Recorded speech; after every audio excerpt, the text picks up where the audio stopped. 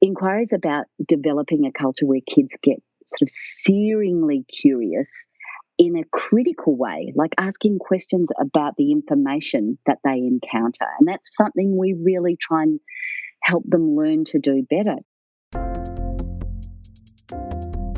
Welcome to Rethinking Education. Education's critical friend. Hello listeners, and welcome to episode 15 of the Rethinking Education Podcast. Kath Murdoch is a well-known and hugely popular teacher, writer, university lecturer and consultant who has worked for many years with students and teachers in schools all over the planet. The author of some 15 books and innumerable articles and blogs, including the best-selling The Power of Inquiry from 2015, Kath is widely respected for her work in the field of inquiry-based learning, in which she has taught, researched and published for well over 30 years. Kath began her professional life as a classroom teacher in Melbourne, Australia, where she still lives. Her fascination in how students constructed their understandings and her interest in the way questions and big ideas can drive the curriculum soon led to a passion for integrative and inquiry-based methodologies. Kath's work on cycles of inquiry is now central to curriculum frameworks all over the world, including but not limited to the popular PYP, the Primary Years Programme, which is the International Baccalaureate curriculum for 3 to 12-year-olds. In fact, so popular is Kath's work in the field of inquiry learning that she was recently described to me by a teacher in an international school as the Beyonce of the PYP. So I know a lot of people are really looking forward to this episode, and I strongly suspect that you won't be disappointed. This is a searching, uplifting, and often amusing conversation that I, for one, enjoyed immensely. Before we dive in, a couple of quick notices. If this conversation leaves you wanting to learn more about inquiry learning, I heartily recommend starting with Kath's excellent website and blog. I'll put a link in the show notes. Kath also publishes one of the best newsletters I've ever read. She has a lovely, intimate way of writing. It's like receiving a beautifully crafted letter from an old friend. Kath self-publishes her books, and so they aren't always easily available online. If you're interested in reading Kath's seminal work, The Power of Inquiry, there are a series of links in the show notes detailing where you can get hold of it in various parts of the world. Kath is also currently working on a new book about personal inquiry.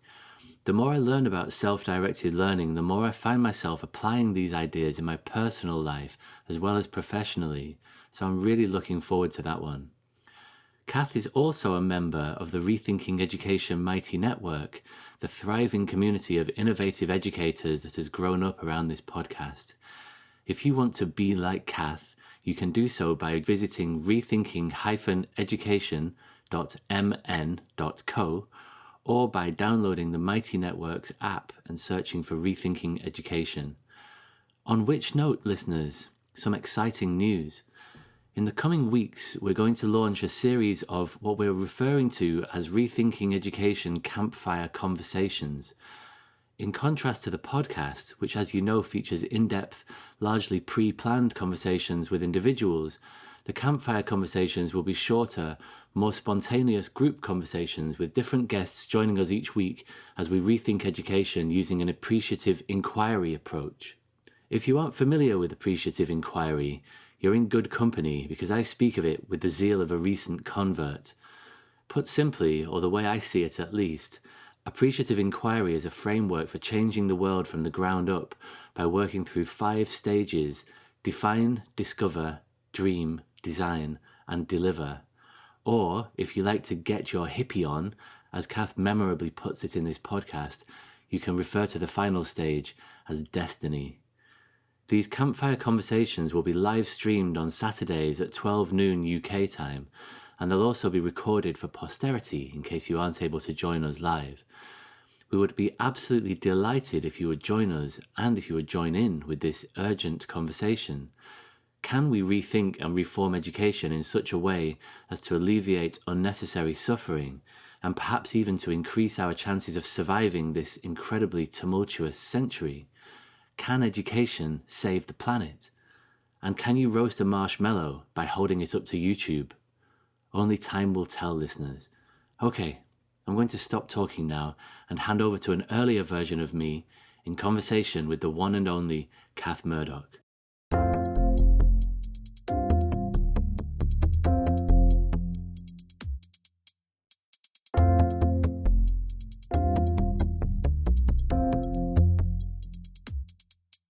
Kath Murdoch, welcome to the Rethinking Education Podcast.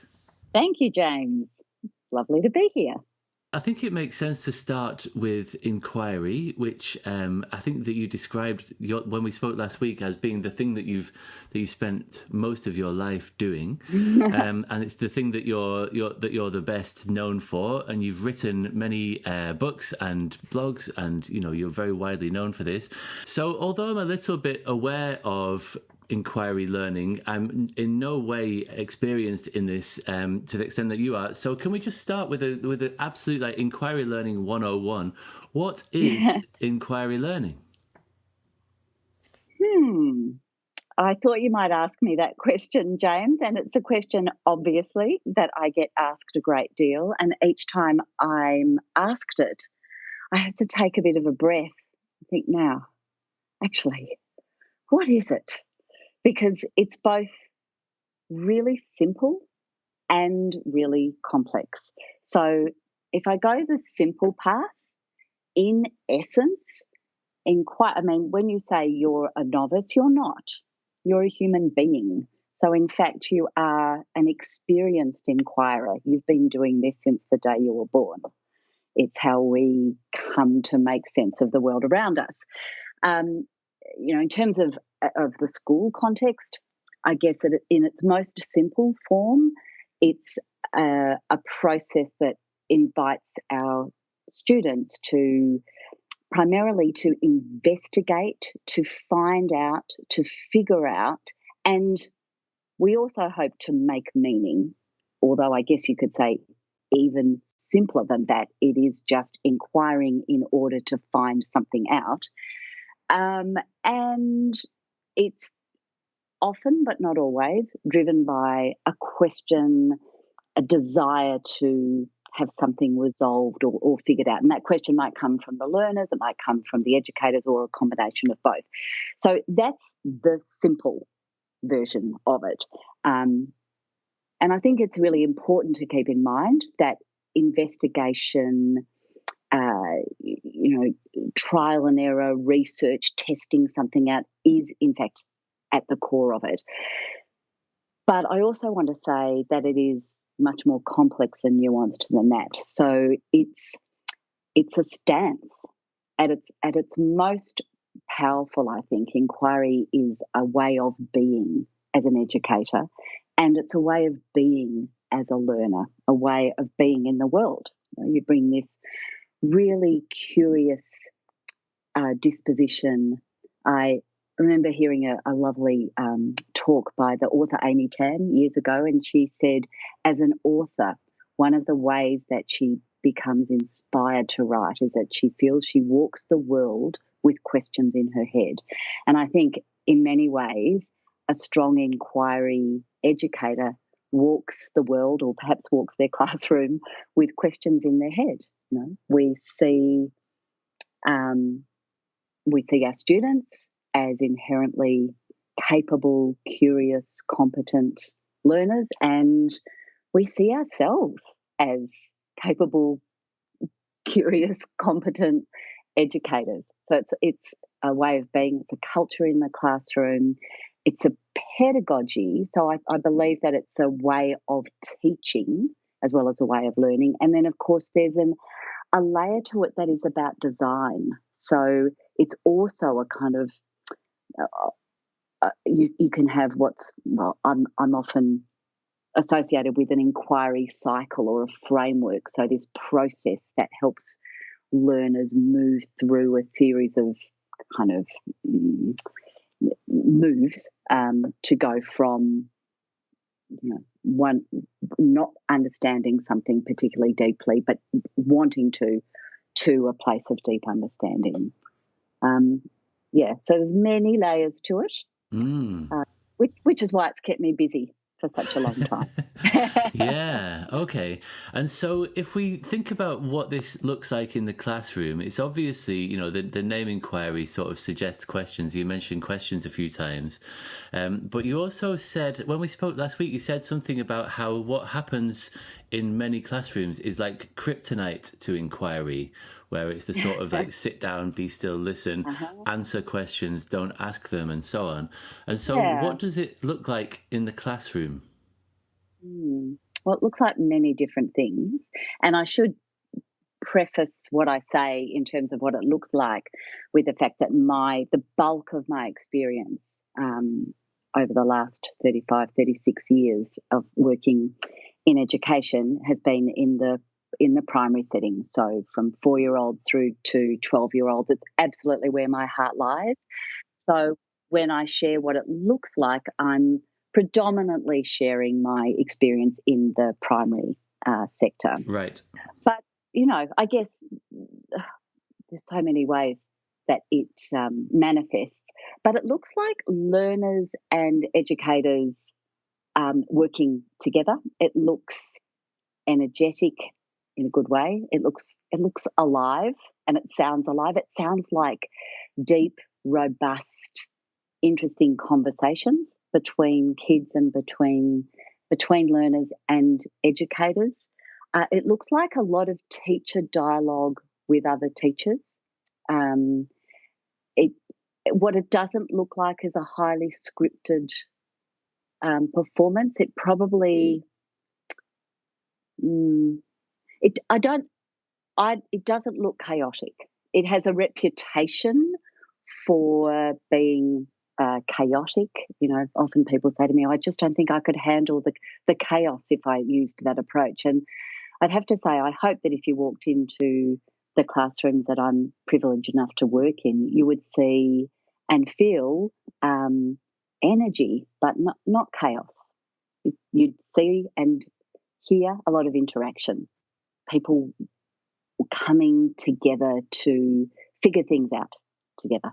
And you'd see quiet, see quiet. You'd hear it's not all kind of lively investigation and hands-on. There's spaces that are peaceful and quiet and reflective and individual as well as collaborative. Yeah, okay. So you're painting a picture of something that is very multifaceted, and it's not. I can see why it's not easy to answer the same question in the same way every time you asked it. No. So would it be fair to say that it is, at least in part, a sort of like a bottom-up approach to curriculum design? Yeah, it's often described that way. I mean, it is. It rests on constructivist theories of thinking about and understanding learning. It rests on that notion that the learner is the one that does the learning, and that the role of the teacher is to design learning experiences that power that up, that enable that construction to happen. Bottom up. I think it's a really interesting idea. You are constructing with the learner whilst keeping your eye on the horizon. So as a teacher, you have a big picture in mind, but you're not always sure how you're going to get there. And that's the thrill of it. That's the joy and the challenge. When you say keeping your eyes on the horizon, does that mean keeping your eyes on the top down aspects of the curriculum, if you like, on the things that you sort of want to be learned or that you want to cover? Well, you have to be pragmatic. So yes, and also no. The ideal for me is that I can take the curriculum, and I do this on a daily basis with teachers, and we look at what it is we are expected to help children come to understand. And in Australia, the Australian curriculum's, it's not too bad. We've got some really good, solid conceptual understandings and some important content. And I think it can be really helpful, actually. So what we do is use that, but in saying that, we try to make sure that when we're having conversations about how we might help students come to that understanding, that we are indeed talking about understanding. So we try not to use the curriculum, and it can be used this way. You can indeed do the cover the curriculum thing, i.e. the checklist of content descriptors, and do little bits and pieces and activities to cover it. Or you can say, where are the concepts in this? What are the big ideas? And so a big part of the design work that we do, and gosh, we're not alone, this is stuff people have talked about for years and years, is, in fact, my probably most commonly asked question around the planning table is, what is it that we hope the children will come to understand as a result of this journey of inquiry we are embarking on? Whether that's one that we are projecting, or whether it's one that has bubbled up out of play or an unexpected teachable moment that's driven by curiosity. They're often the best inquiries. But the horizon is, well, it's twofold. The horizon is both the conceptual understandings, and the horizon for me is also, and this is where your work and my work we have in common. The horizon is also what we hope we can help our students come to learn about themselves as learners through this process, and about learning itself. So you have this lovely dual carriageway, but both of those things, what is it about the discipline, or indeed the multitude of disciplines we've got in this inquiry journey that we're working towards, and how might this, to use Guy Claxton's lovely terminology, how might this build their learning muscles? Yes, yeah, absolutely, and we that came up in the last episode that I had with Rachel McFarlane. We were talking about the language of learning muscles, and I know that some people sort of recoil at that phrase, but I used to find that I think just because why? Just because, I don't know. I think it's partly because it's anatomically, it doesn't make any sense. Like the brains aren't muscles, and but I think that it's maybe partly because of the way that in the past sometimes learning to learn has been implemented. What was really interesting talking to Rachel in the last episode was that she implemented it in a very smart way, where it wasn't imposed in a top-down way on the teachers. It was grown bottom up. It was a sort of an inquiry approach to teaching, if you like. And I'd like to come on to that, by the way.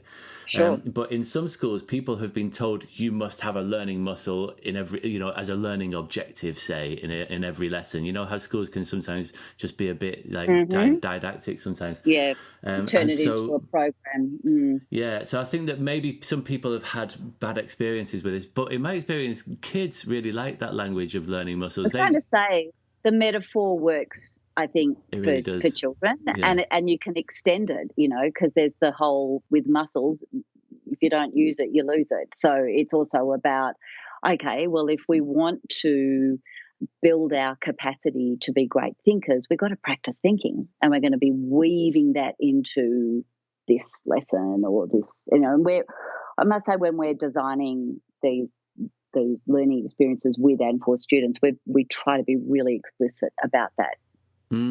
Yes, and it also gets across the idea that learning hurts sometimes. Like going to the gym. I hadn't thought of that. I'm gonna weave that in. Thanks, James. Yeah, that's true. Well, that came up in another recent conversation with Ian Gilbert, where he was talking about using thunks the kids are always saying, "Oh, my brain hurts, sir. You're making my brain hurt."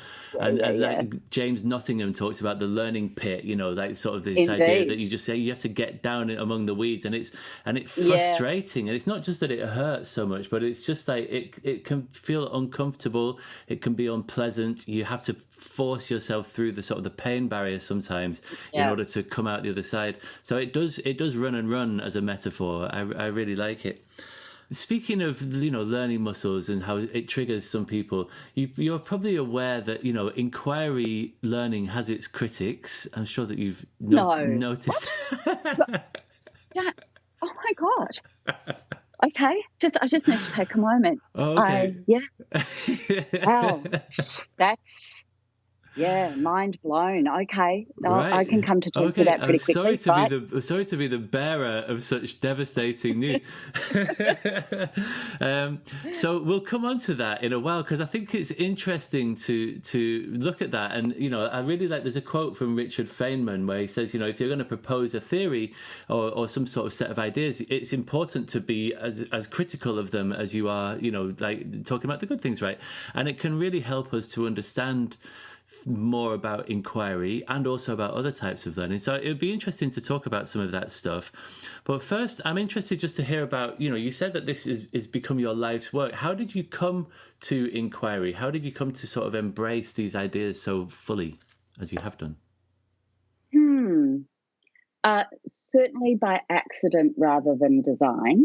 In that, I don't think I didn't sort of sit down and go, right, I want to be known for inquiry basically. No, none of that. Look, in some ways, I feel I was just so fortunate. When I did my undergraduate training as a teacher, I was at what was then Melbourne State College, prior to it becoming the Institute for Education, prior to it becoming Melbourne University. But when I happened to be there at a time when there was a team of academic staff that were, I think back and think, I was so lucky. They were magnificent. And the way that they taught us was very much by positioning us as inquirers. And so I felt like I was steeped in the methodology, both in my teacher training, and not all of it, but certainly this core group were amazing. And I learned about this way of working with kids in my initial training. So it's not like I came out, as a just replicating the way that I'd been taught. I had already been given this interesting insight into different ways compared to the ways that I'd been taught, and it suited me down to the ground. When I look back on how I was doing it in my early teaching career, it's cringe material. It's inquiry light. It was much more thematic, and I had a lot to learn.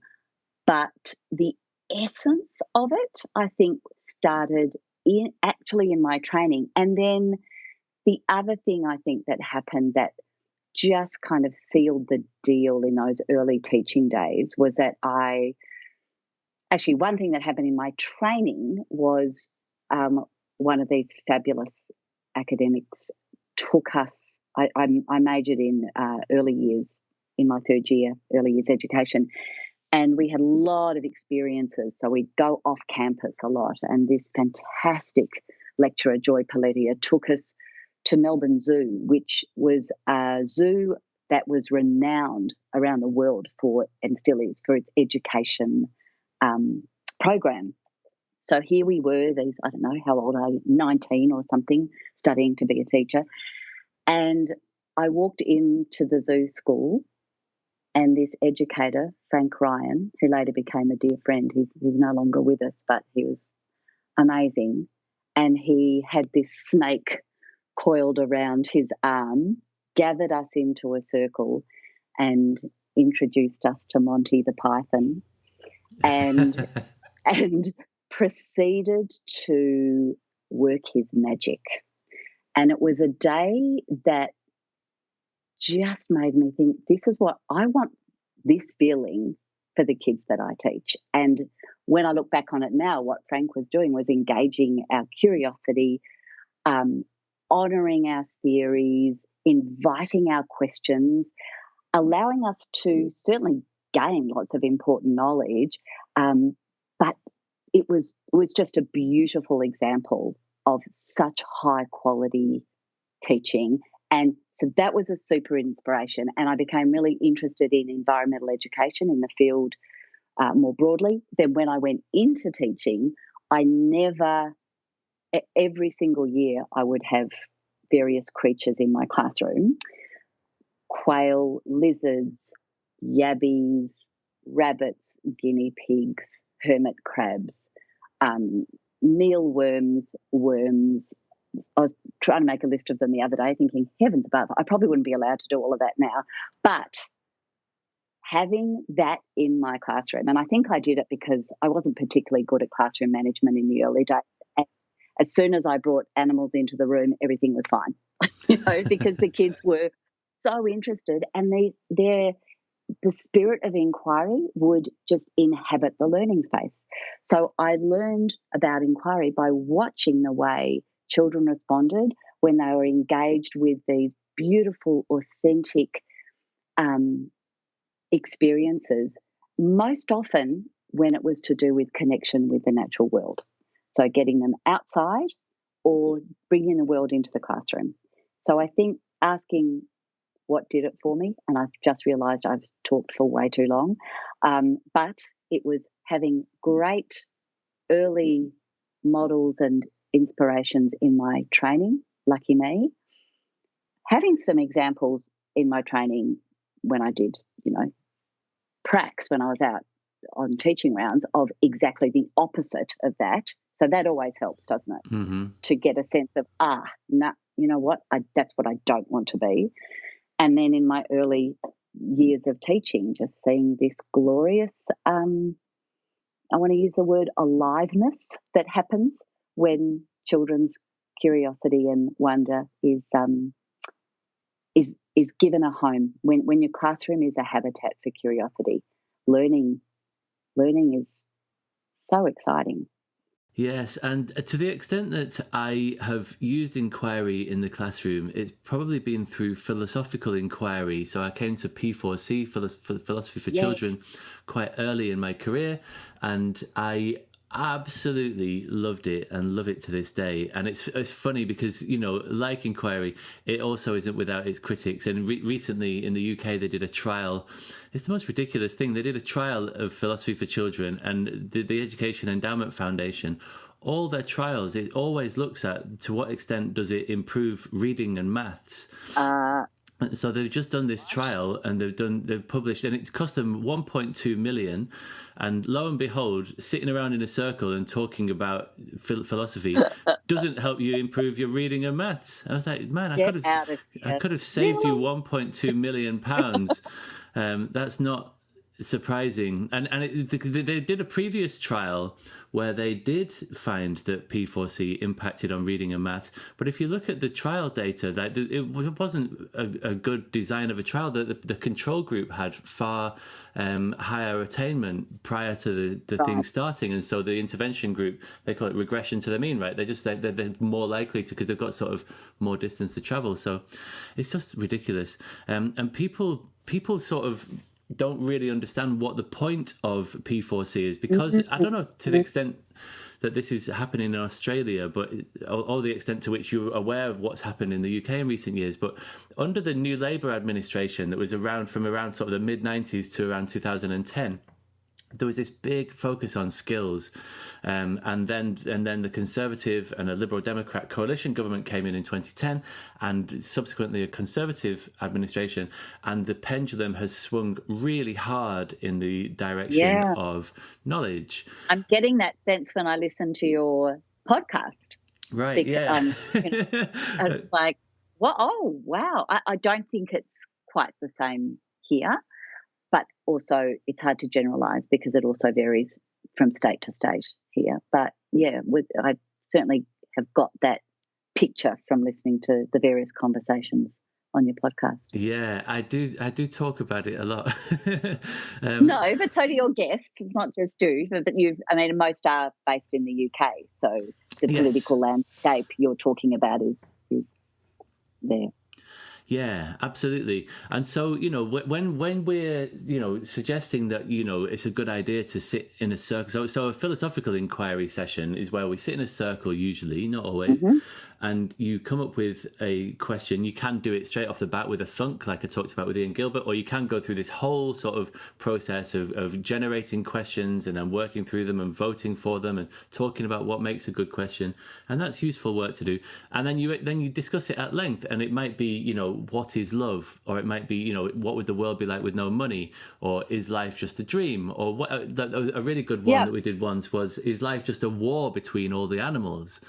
Wow. I know. What a great question. I know. What a great question. And some people who are of a more traditional bent might say, well, that sounds lovely, but what are you actually achieving in this? You're not helping them develop cultural capital. And one thing that I struggled with is that, because I was a science teacher, and I used to come, and so often philosophical questions would lend themselves to things about space, right? They would talk about, for example, I would show them a video of, that speech, The Pale Blue Dot. It's an excerpt from Carl Sagan talking about that famous photograph of the Earth from the other side of Saturn, just this tiny pale point of light, and it's an incredible photograph. But the kids would often talk about, for example, parallel universes, and then they would talk about life being elsewhere within this universe, and they would get those two things mixed up, say. And I would find myself sort of going, I can help you here. I'm a science teacher, and I'm just going to basically kill this conversation by giving you a 20-minute lecture on the difference between, parallel universes. Let me just stop you right there, children. Yeah. And some of the early feedback that I got from my mentors in the world of philosophical inquiry, they were like, that's not what this is about. If you want to teach them about that, have a science lesson about parallel universes and life and planets, right? That's not what this is about. This is about facilitating a more open-ended inquiry, and it doesn't really matter that much if the kids are expressing misconceptions. This might not be the place to express that for them, because this is about something else. It's not about sort of necessarily developing their schema around, how the solar system fits within a galaxy, fits within the universe. Say, we can do that elsewhere, and so that's something else. What is it that we're achieving when we're working in an inquiry way? And I'm not saying that inquiry can't lead to rich knowledge. It absolutely can. But there is this something else agenda. And you've talked about dialogue earlier, and I know you've written books on cooperative learning, and so cooperation is a part of this. But what is that something else that inquiry does, that didactic teaching from the front, just tell them sort of efficient model of transmitting curriculum content doesn't do? Before I answer that question, I feel I need to say that it's a really important part of my thinking about inquiry, is that I worry, of course, about the ease with which people quickly set up, there's inquiry here, and then there's this telling, didactic, explaining, teaching over here. And I'd say that as a I bring a strong inquiry stance to my teaching, whether I'm working with children or with teachers. But included in my kind of palette of practices is direct instruction. It's there. And so there are times when the right move for the moment is to tell, explain, show, demonstrate, all the things that we associate with that more didactic approach. It's not my go-to.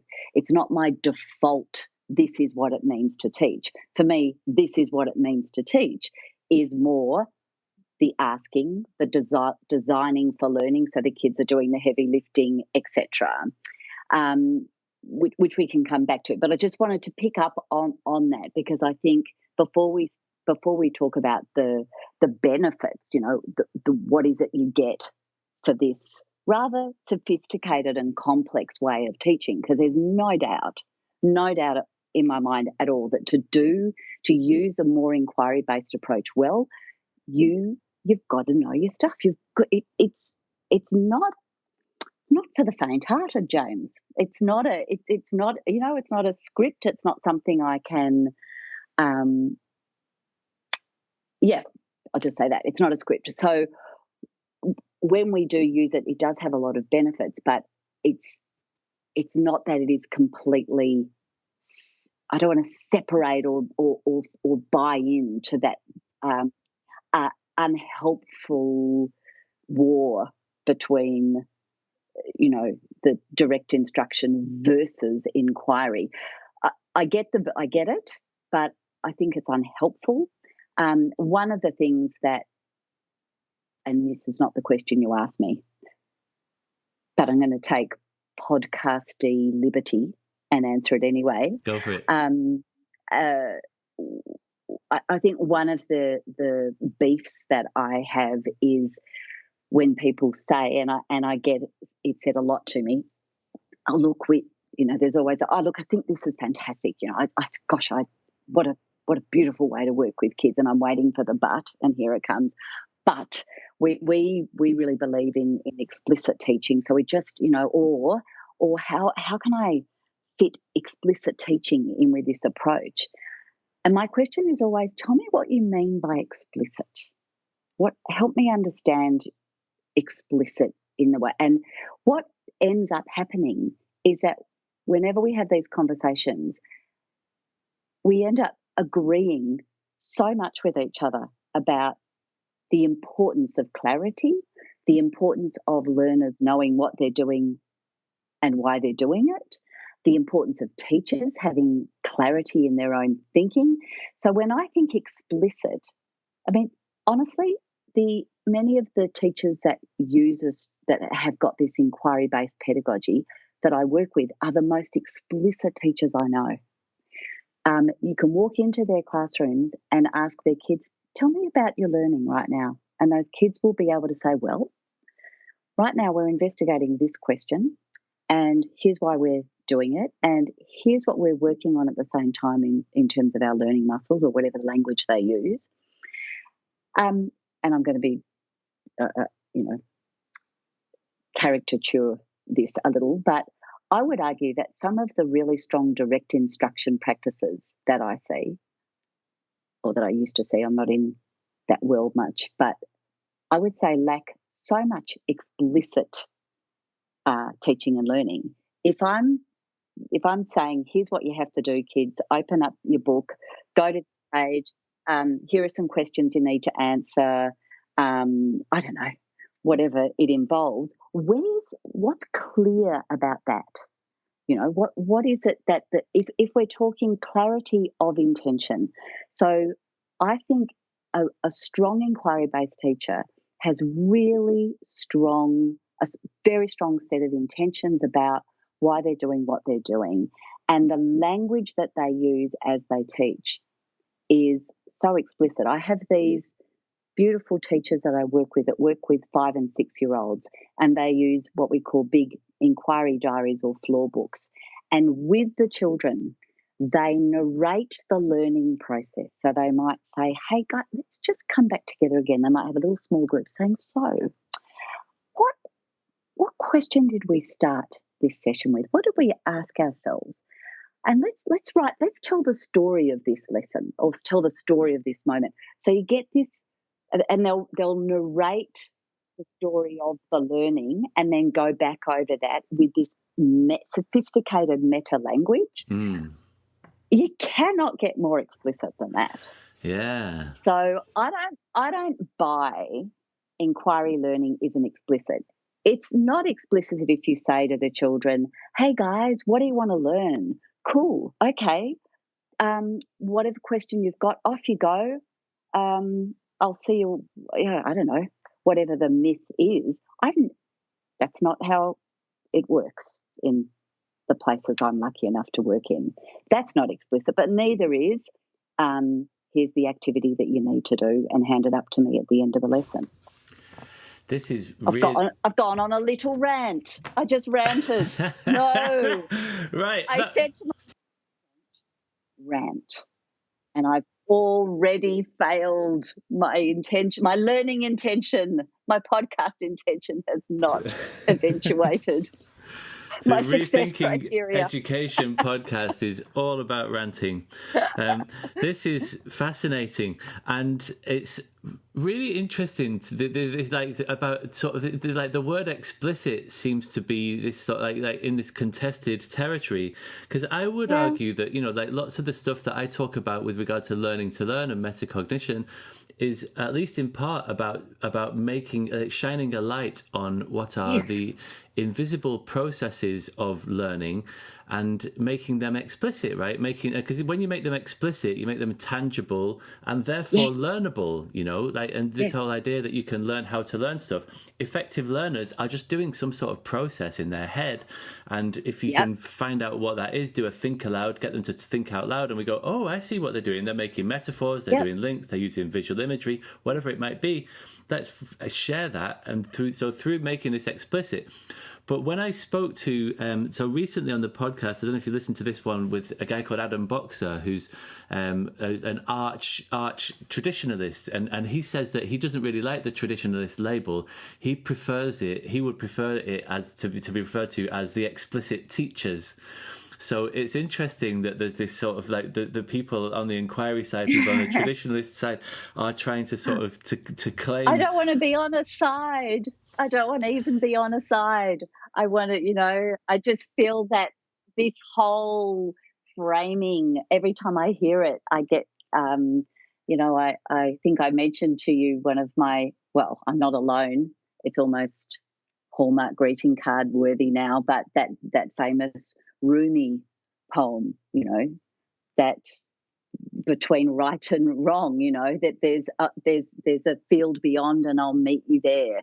And I think I love that idea that actually I did listen to Adam and I loved listening to it. I found it really stimulating. I think Adam sounds like a remarkable teacher. And we have some different perspectives and different emphases in our work, but he sounds to me like someone who really, really has the well-being and the learning needs of his students in his heart, and that's what great teachers have first and foremost. So I think I like playing in the field beyond, partly because I'm a bit conflict averse, but I also think that it's more helpful. Yeah. So this was obviously a greeting card that had passed me by, but you mentioned this last week and I looked it up. So in case people aren't familiar, so it's a very short poem by Rumi. I'll share it quickly in case anyone hasn't heard of it. It's called There Is a Field, and it goes, out beyond ideas of wrongdoing and right doing. I love that word, right doing. There is a field. I'll meet you there. When the soul lies down in that grass, the world is too full to talk about. Love that. It's amazing. Isn't it just beautiful? I wish I'd called this podcast The Field Beyond, because that is a really neat way of encapsulating sort of what I'm hoping to achieve with these conversations. And something else that came up in the conversation last week, talking about this trad thing, you said that if there were two teachers and one of them was doing inquiry teaching, but they were, you know, not doing it very effectively, and they hadn't really, you know, got their head around it. You said that it's hard to do. It's not for the faint-hearted. If they were making a bit of a hash of it, and in the next classroom there was a traditionalist teacher who was just belting it out from the front of the room and running the room in a very sort of top-down way, you said that you would much rather that your child was in the latter of those classrooms. Mm-hmm. Almost said that, and I stand by it, except that I think I probably used a couple of other really important words. So if I had to choose, and I had a ineffective, you know, someone who really thought, I'll give this inquiry thing a go, but really was not skilled at it and lacked passion.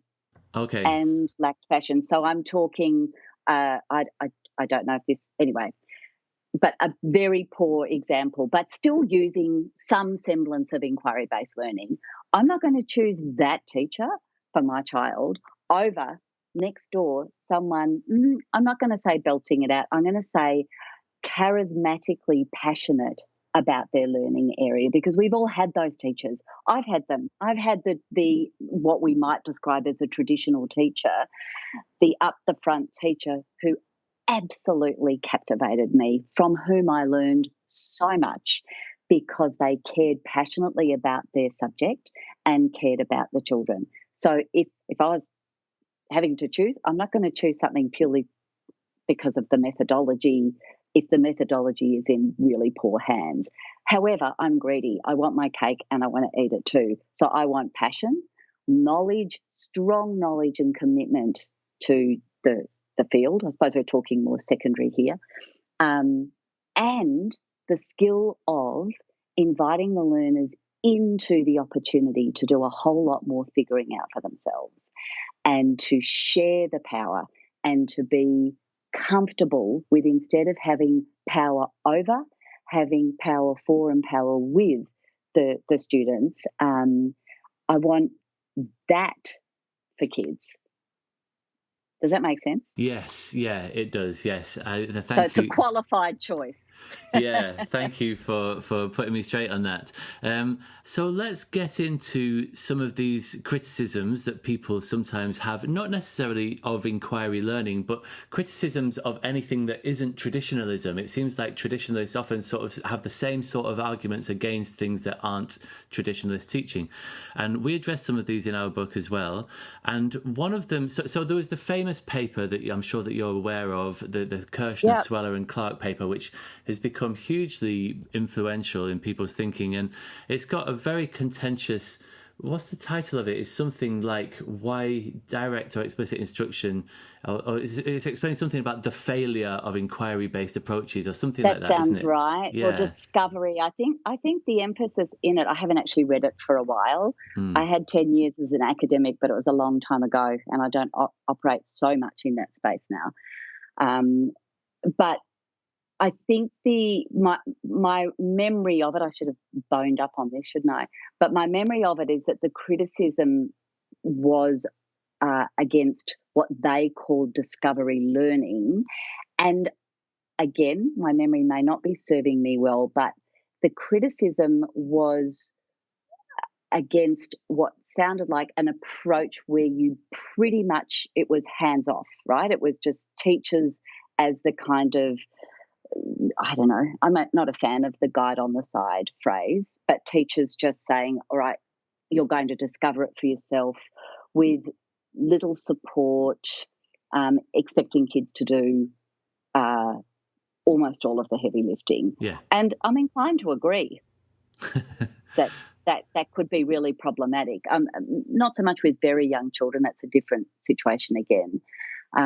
But, what I want to say about criticisms, I actually wrote a 2-part blog post about this a couple of years ago, which was, what can we learn from those dissenting voices? Because there's always, isn't there? Don't you think, James? I mean, you did it in your book too, that if you're not, goodness, if I wasn't open to some of these criticisms, I could hardly call myself an inquiry-based practitioner. Yeah. So rather than approaching it defensively, I try to approach it with curiosity. And the older I get, the easier that is to do. There's always some kernel of truth in it. And the kernel of truth in that one is that, hey, if you expect kids to figure it entirely out by themselves without providing support in any way, you're abdicating your responsibility. And I agree. Again, I don't know that many teachers that actually do that, but I agree.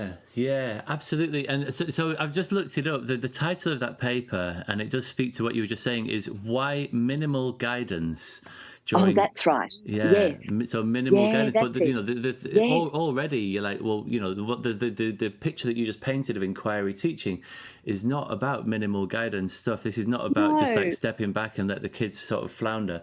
So it goes, why minimal guidance during instruction does not work. An analysis of the failure of constructivist discovery, problem-based, experiential, the whole lot, and inquiry-based teaching. Yeah, they threw the net. Let's put it all in a big basket. Wide. But don't you even? The thing that makes me curious is, and I'm not I don't consider myself a scholar, so this will be scoffed at. But any title that says doesn't work, almost sounds. It's like really, but for whom? In what context? When? And we're talking about children. You only have to spend time with children to know that the whole. Didn't Dylan Williams say something about this in relation to research, in educational research, and why it is so complex? Because we are dealing with, every child really is different. And I know that we can get patterns and trends and so on, but wow, it all just doesn't work. Well, I guess my response to the most common criticism about the minimal guidance thing is that, yes, where a child needs that guidance and support, and you're deliberately not giving it, and they're floundering for too long, well, of course that's not going to work. But what a great inquiry teacher does is understand. I have this image in my head whenever I think about this idea of releasing more power and more opportunity for more children to do more figuring out more of the time. And the image that I have in my head, weirdly, stay with me on this one, but it's a piano accordion. Is that no? What are the ones, the squeeze boxes that go in and out like this? Yeah, an accordion. Yeah, an accordion. Yeah. So not the kind that you hold up with all the keys. Anyway, I've got a really specific metaphor in my mind here because it's like you release and then you come back in, and then you release and then you come back in. So minimal guidance is you do that really strategically. So particularly in primary teaching, one of our oft and most loved kind of constructs for even a lesson is this notion of the gradual release of responsibility, right? And I think what I love to do is hold up alongside that, and it's not just me. When I say, I hate that phrase, what I like to do is, if I'm the only person in the world that does it, what many, many educators do is say, well, yeah, there's gradual release, but there's also what we might think of as rapid release. So this is where the complexity and the sophistication of the approach works, right? So there you're saying, it doesn't work. Well, it won't work necessarily if you are releasing responsibility really rapidly for a task or a learning to which the children bring very little background knowledge or very little interest or no experience and skills to it, then of course you're going to use a more gradual release model there. But wow, the number of times we've played with flipping that gradual release to a more rapid release, where it's not that we don't guide, but it's more, when do we choose to guide? So rather than I do it, we do it, you do it, which is your gradual release model, we flip it to, how about you do it? And we pose a challenge, but come in once the children have had it. And the number of times we've just had our minds blown by what kids will do when we don't do too much of that, what people like to call front loading. Don't like that term, but yeah. So I've gone around in circles. No, it's great, and I absolutely resonate with what you're saying. When we were doing the learning skills curriculum, we would do that quick release thing quite often, and we'd set them a challenging task that would take like 6 weeks to do, and we'd give them the brief and then go, off you go, and they would be staring at us like, what? Like, I've got no idea how to even start to go about that. And some of them would just like really fly within that yes. Environment, and they'd be like making lists and they'd be organizing things, and they just like would absolutely love the fact that they had this autonomy. Yeah. And other kids would really flounder.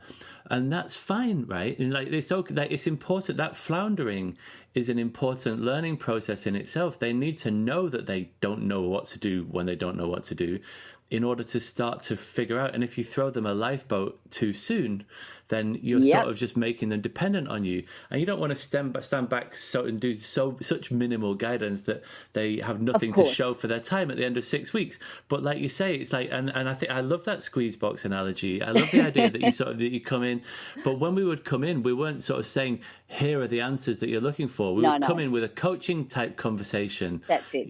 And we'll just help them to figure their own way. Yeah, that's it. Asking questions, stepping in, that guidance, it's far from minimal. That guidance is point of need guidance. So that's you as an inquiry-based educator, being the inquirer, offering the opportunity, whether it's an opportunity to play, tinker, investigate, whatever you're doing to address a problem.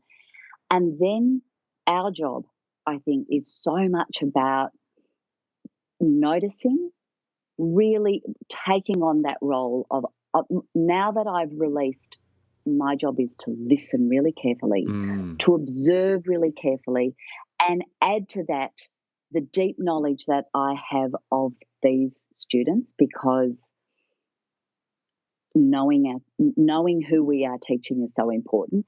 So this very nuanced practice, that means we will be stepping towards some students, stepping deliberately back from others. And, the sophisticated inquiry teachers that I work with, if you were to go up to them, that might look like they are kind of being the guide on the side or just simply on the side. If you to go to them and say, tell me what's happening now, saying, okay, so I'm observing this group over here. Here's what I'm noticing. I'm just going to give it another couple of minutes, and then I'm going to be going over and just checking what support they might need. But I'm not going to go over too soon. These kids, they're scanning. It's what's so lovely about some of the more open learning spaces that we've got too, because you can have one teacher often doing that lovely conferring with individuals in small groups, while another teacher's doing a lot of the scanning and the noticing and the observing and the documenting. But I think it helps us learn to be inquirers as we teach. So this idea of teaching as inquiry. And I think when we start to do a better job of this, that is a way we can address the criticism that somehow we are abandoning the children to flounder in a sea of unknown. And perhaps that has happened when teachers haven't been sufficiently supported to learn what your role is in that moment. You are not taking your foot off the pedal. You're not, you are on. I don't think I've ever worked so hard as I work in an inquiry-based session.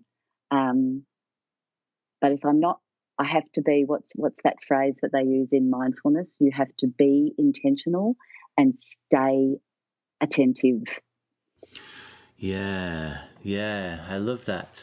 And this idea of noticing, I know we talked about this last week, is such a key part of this. And it's a way that you, both within teachers, you're talking about teachers noticing there, but also young people themselves, that when you have this inquiry type approach, it opens up like a reflective space, right? So there's sort of there's the kid, and then there's the task or whatever it is that they're doing, or the subject that they're studying, and sometimes they don't realize that there's a sort of that there's an opportunity to open up a space and to say like, I wonder how this is going for me, and therefore if you're really struggling with something, instead of like the classic thing would be a judgmental response. So he's like, I really didn't get that lesson, therefore I'm bad at maths, or I'm bad at French, or I've got a bad memory, or like I'm struggling here.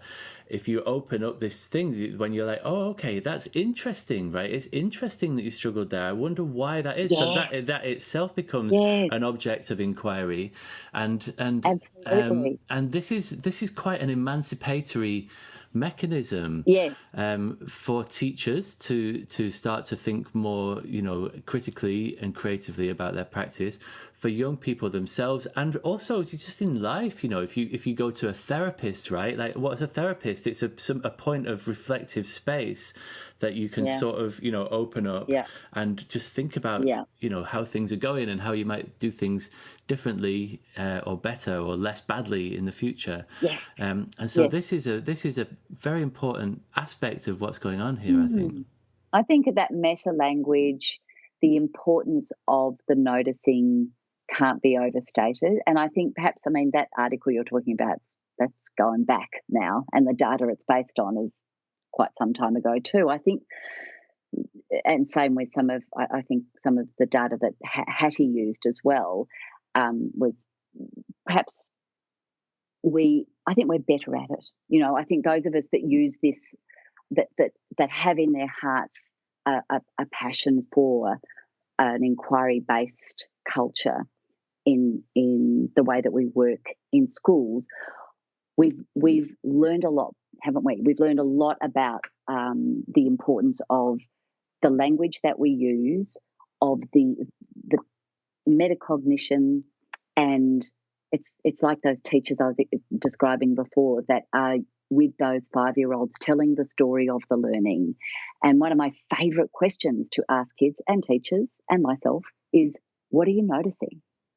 And, and to get kids in the habit of, what are you noticing about what's happening with your learning or in this moment, in our conversation? Like, even when you start to get a bit of conflict in the classroom and conflict of ideas, isn't it beautiful when you can say, hey, did you just feel that shift?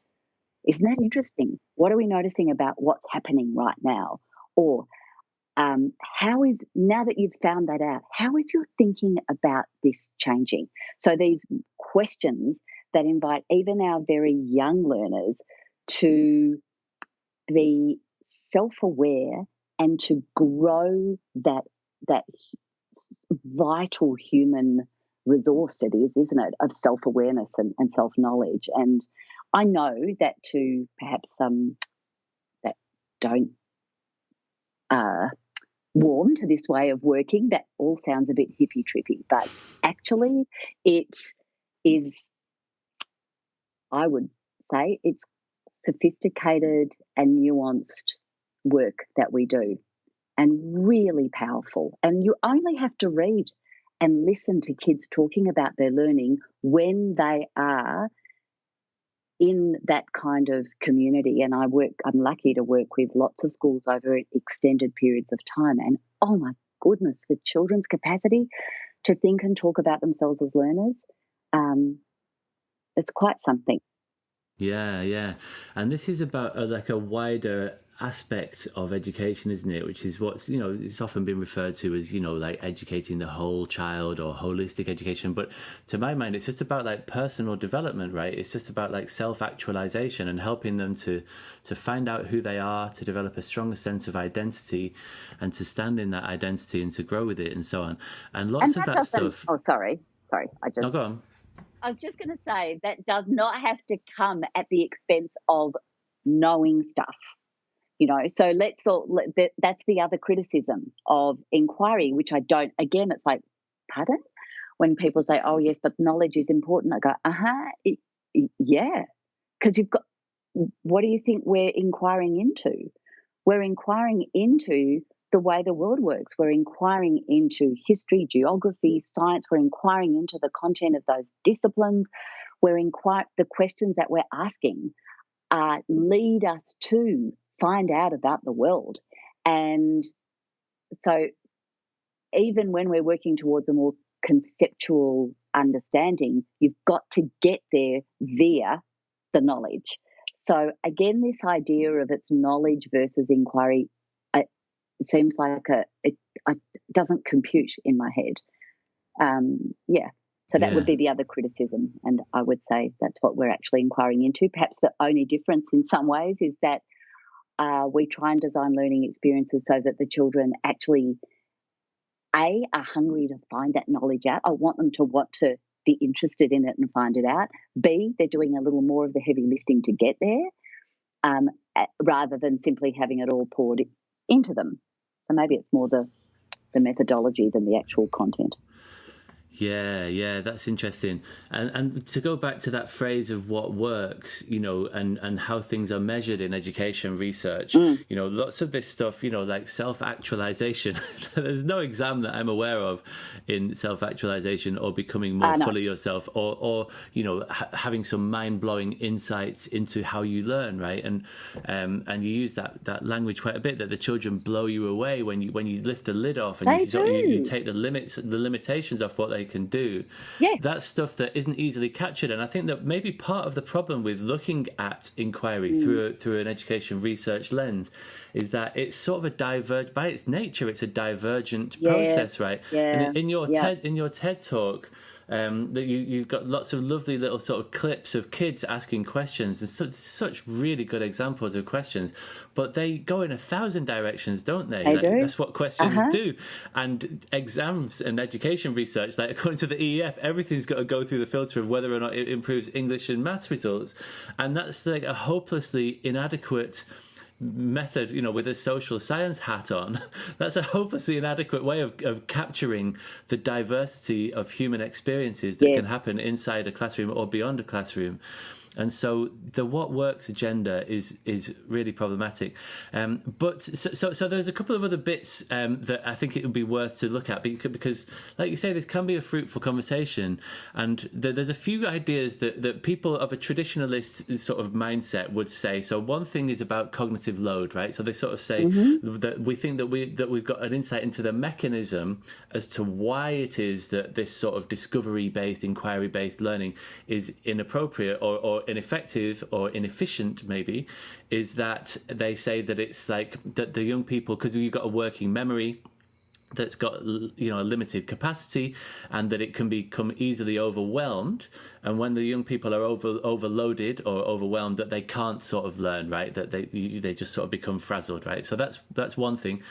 Another one is what you sort of mentioned earlier about how knowledge is foundational, and that teaching knowledge, in order to be able to think critically or creatively within a certain domain, you need to be very knowledgeable within that domain first and foremost. And so, we can't really teach critical thinking skills in a generic way. That you have to sort of, that you have to just know a lot about, for example, interior design in order to be able to think creatively about how to design a room or a hotel, say, in a really, really interesting way. And there's a third thing where people are often concerned about transfer, and they're like, you can maybe develop these skills in certain places, but they don't necessarily transfer to other contexts. So let's quickly take those in turn. We'll do this as a quick fire round, because I've got one eye on the time, and I want to get onto some other things. I'm nervous. I feel like I'm on a quiz show. Where's my buzzer? Right. Where's my buzzer? I'll make the lights go bright. Right, Kath Murdoch. What are you doing with all this inquiry nonsense? Your time starts now. Yes, and we'll zoom the camera in slowly like a master. I've got beads of sweat breaking out on my forehead as we speak. Okay, so let's take that first. Well, we've sort of dealt with it a bit already, but like this idea that knowledge is foundational, and that knowledge is really important, and therefore teaching knowledge is really important, and time is limited, and we've got, and lots of people on the traditionalist side, right, they're coming from a really good place, and they're saying, we need to close the disadvantage gap. Young people who are from disadvantaged backgrounds suffer the most. That was a phrase that Adam Box used. He was like, young people from disadvantaged backgrounds suffer the most when we use inefficient or ineffective teaching methods. And so what we really need to do is to give them rich, like knowledge-rich curriculum, so that they will know lots of stuff, and that's like the best ticket to a future of prosperity and whatever well-being. And so that idea that knowledge is foundational, we've already talked about it a bit, but do you have anything to add to that? Only that I guess I would want to say that what I said before, when we're engaging children in journeys of inquiry or quests or whatever we call them, we are learning about the world. We are using case studies. This is how we make sure we're attending to the curriculum at the same time as building up, we hope, a love for learning, a curiosity about the world, and a hunger to find out more. But knowing is important, but not enough. And again, I'm not the first person to say that either. But yeah, I get the ticket to, like, I get that argument. I'm not sure it holds as strongly as it used to. I think that more and more, and my own kids are, they've left school. But what I see in them and their friends is, I'm seeing it play out. Everything we've been talking about, that you need to have a willingness and a desire to move into new spaces quickly, to be able to problem solve. You need to know, as the adage goes, what to do when you don't know what to do. And I think if kids come out of school with high marks and no interest or no hunger to learn, I'm not sure we really set them up for success. Having said that, though, when we're designing for learning, I'm thinking about some of the schools I work in where we have children with a range of experiences, and I'm always feel uncomfortable about judging background knowledge and background experiences and what's seen as a high level or a low level or whatever. But one of the features of the way we design this work is we try and engage the children in really rich, authentic experiences. So they go to places, they connect with real people, they tackle where possible, that the inquiries that they're engaged in are actually building background knowledge, particularly in the early phases of the inquiry, so that by the time we're saying to them, okay, so what is it that you are now interested in? So the questions are more likely to bubble up once we've done some shared inquiry together. And I think this answers that concern about the cognitive load piece. It's not like we begin a journey of inquiry by saying, okay, guys, pick a question, go. It's actually let's do some shared, I like to call it shared inquiry. Let's immerse ourselves in this together. We're still using an inquiry-based approach, but it's just building enough where we need to. Depends on what you're inquiring into, but where we need to, it's build it together, and then we're ready to ask and be more independent. So I guess that's where the gradual release model would be used over the rapid one. Mind you, get a group of 5-year-olds together and say, and they've started to talk about one of them's broken their arm or a tooth has fallen out, and suddenly everyone's talking about body parts and the body and how it works. And I don't have to, they're ready to go. They are ready to inquire. They've lived with their body for 5 years. They've got lots of questions. They've been thinking about it. So again, it's not a one size fits all, but I hear that cognitive load argument, and I think it's really useful for us to keep in mind and ensure that we are, when necessary, we are building some strong shared experiences upon which we can, that we can leverage for more independent inquiry. Yeah, that wasn't a rapid fire round. No. That was was not quiz show material. I've noticed at all, Kath, that I've used the word in previous episodes. I've used the I think it's more of like a note to self. I use the phrase rapid fire, and it's never rapid fire. So it's just like it's the nature of my question. I'm going to try though. No, I'm curious. I want to see if I can do it with the next one. Say the next one, and I'm going to be quiz show rapid. Go. Okay. Well, I'd like to respond first of all to just on the cognitive load front. You were talking about about shared inquiry there, and you mentioned dialogue earlier, and that's something that's really interesting in the area of cognitive load. If people are interested in that as a mechanism, there's some really interesting work being done in the field of cognitive load theory, and to the extent to which that is enabled by collaboration, right? And that if you've got a group that's working in a really effective way, that's if when you get that magical moment where there's like a hive mind and everybody's sort of plugged into this conversation, then that's another way that you can overcome the limitations of a single mind, right? Because you're all plugged into something that's greater than the sum of its parts. Yeah, nice. Yep. Oh, I see that in teaching teams all the time.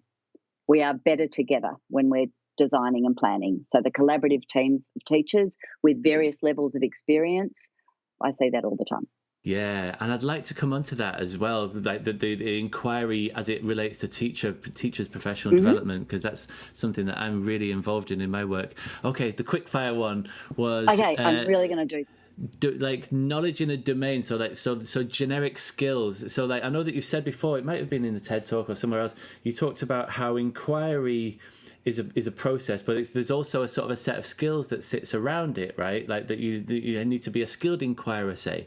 And people would argue that skills that there's no such thing really as generic skills. There's a famous paper by Tricott and Sweller about how domain specific skills. It's all about domain specific stuff, and that there are no domain general things that are worth teaching. They argue that the extent that we have these domain general things, that they're sort of biologically primary, right? That they're sort of hardwired into us, like our ability to recognize faces, like our ability to sort of to speak and listen with one another.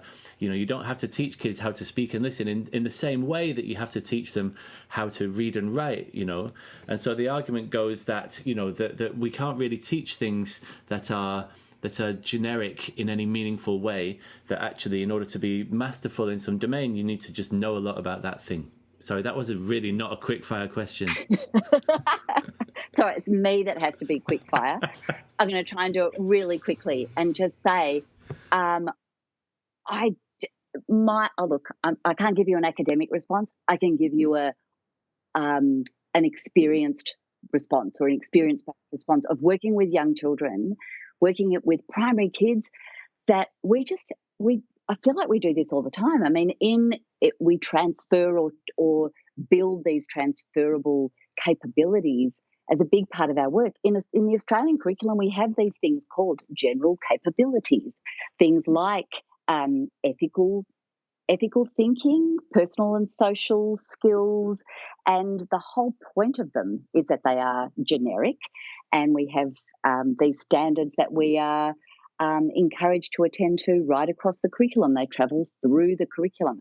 One of my favourite things is kind of setting up a little inquiry question with kids at the beginning, even of a lesson, and just saying something like, so, you know, this task we're about to do, we're collaborating, obviously. You know, it might be a group of grade 4 kids and it's a collaboration task. So I'll say we're going to be collaborators. That's the learning asset we're working on.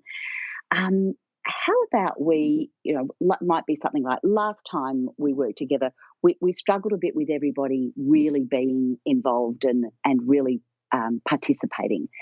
So how about this time, as we go into the task, let's just think about that question. When people are not involved in the task, what can we do to encourage them? Or if we're the person not involved, what can we do to be more involved? How do we get people to participate in a group? What's involved? The kids will often share a few strategies to begin with, then off we go. We're into the lesson. It might be a science thing they're working on. And then every so often I'll just pause and say, hey, that question? How are we travelling with that? So we'll do a little mini inquiry into that skill of participation in that lesson. But then the transfery bit at the end, it'll be, okay, so you're off to PE now. I'm wondering whether any of these things that we just did, do you think they might come in handy when you go into PE? Or when you go home, I always feel like I've nailed it when I remember to say to them, hey, when you go home, do you think any of these things might be useful? Can you imagine?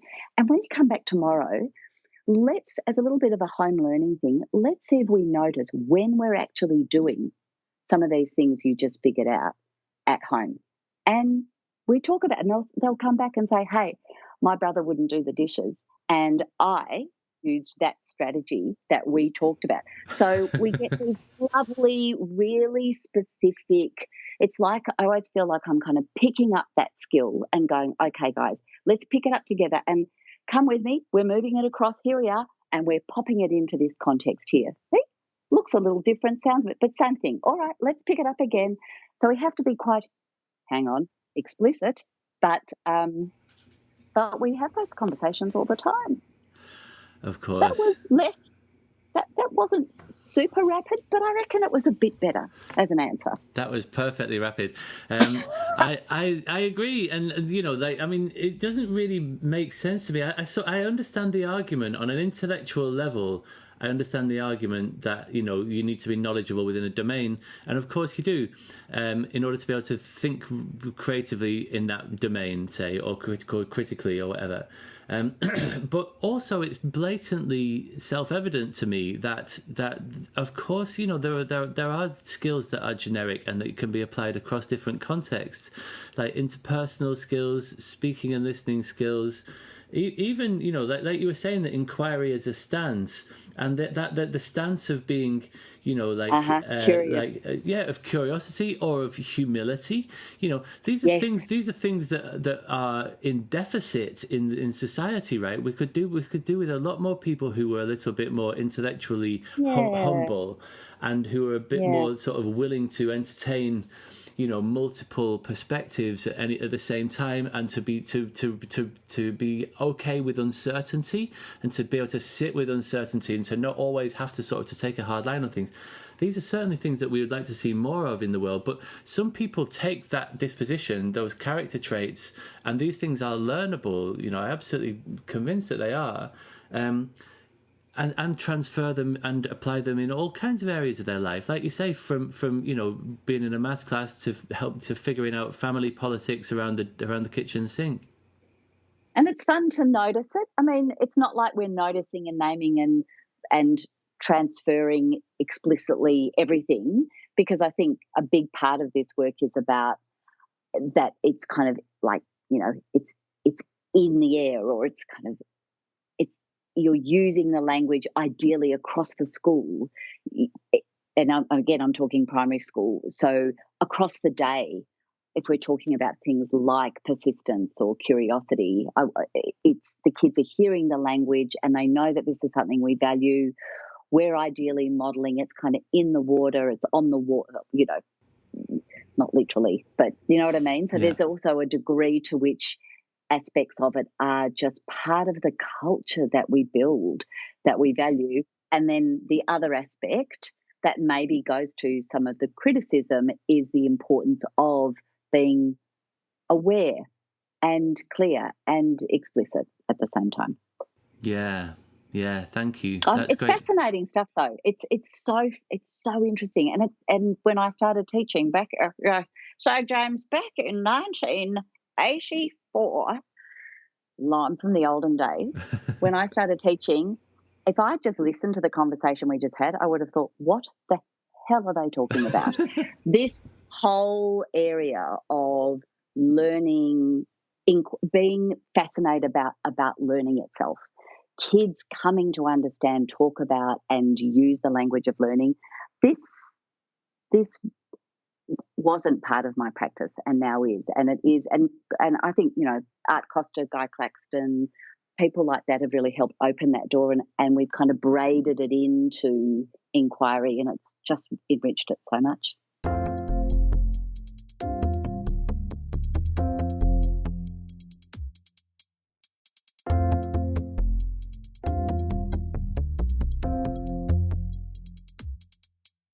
So let's come on to teachers and inquiry as it relates to teachers. You mentioned earlier on when we were talking about what does inquiry look like, you said it looks like teachers engaging in dialogue with other teachers, and again this is somewhere where collaboration comes in. So I'd be interested to hear your thoughts on that. And I know you listened to another previous episode, the one with Kulvan Atwal, who just embodies this probably better than any school leader that I've come across, this idea of really taking professional inquiry and making it the beating heart of your school. To what extent does I know that you do lots of work, you work quite intimately with individual schools still, which is great, but to what extent does teacher inquiry play a part in your role and in your work? A really big extent, it's I like to think that when we're gathered around the table to plan, and sometimes that's with children, sometimes it's just us, I see that as an act of inquiry. So when we are planning. So I should step back a bit. When we're working this way, one of the must-haves, one of the non-negotiables, is that teachers will be given time to meet on a regular basis. So at the very least once a week, to the whole team, as in, say, it's the grade 3 and grade 4 teachers working together. So they might come together in a collaborative planning group, and that time is spent ideally not generating activities, or you go off and do the literacy and you go and do the numeracy and you plan it's not that.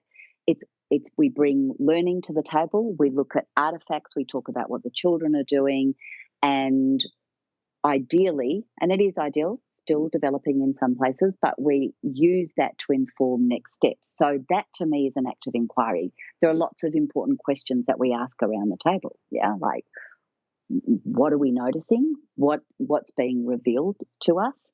People will bring their challenges with individual children's learning to the group. So this was, again, not part of my practice as a very young teacher.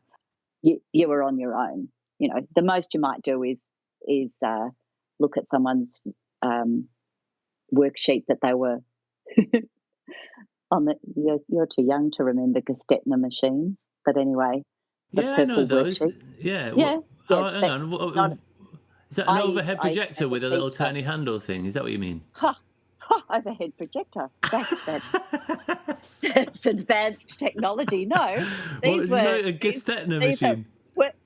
Worksheets that had they had a carbon backing, right. And you wrote the activity on the sheet, and then you'd put it in the machine, spin the handle around, and it would spit out 25 copies of it that had you're copying using carbon paper. I'm feeling way too old. Anyway, the most you would collaborate would be at that machine while you were running off your worksheet. But now it is the expectation that you will be part of this team. This brings challenges because we're not necessarily trained we don't learn how to collaborate effectively with each other, and we have to sometimes move away from this is the time when we just churn out a bunch of activities. But when it works beautifully. So there's that. There's also in quite a few of the schools, in fact, the school I'm going to be working with tomorrow has a really interesting, it was the last blog post, I think it was my last blog post, each teacher has their own professional inquiry that they engage in throughout the year, and actually not just the teachers, not just the classroom educators, the support staff, the office staff, every single person in the community has an inquiry that they're engaged in. I have I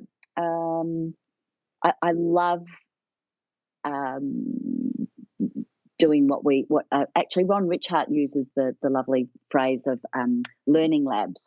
So we do quite a lot of those where I or a teacher will go in and teach, and the others will watch, not to judge. There's not like that. It's not The Voice. They don't turn their chairs around or give us a score, but rather to inquire into. We'd use a lot of what are we noticing. So we'll look at the pedagogy, look at the responses of the children. So things like that. So learning labs, personal inquiries, collaborative planning. There's many more examples.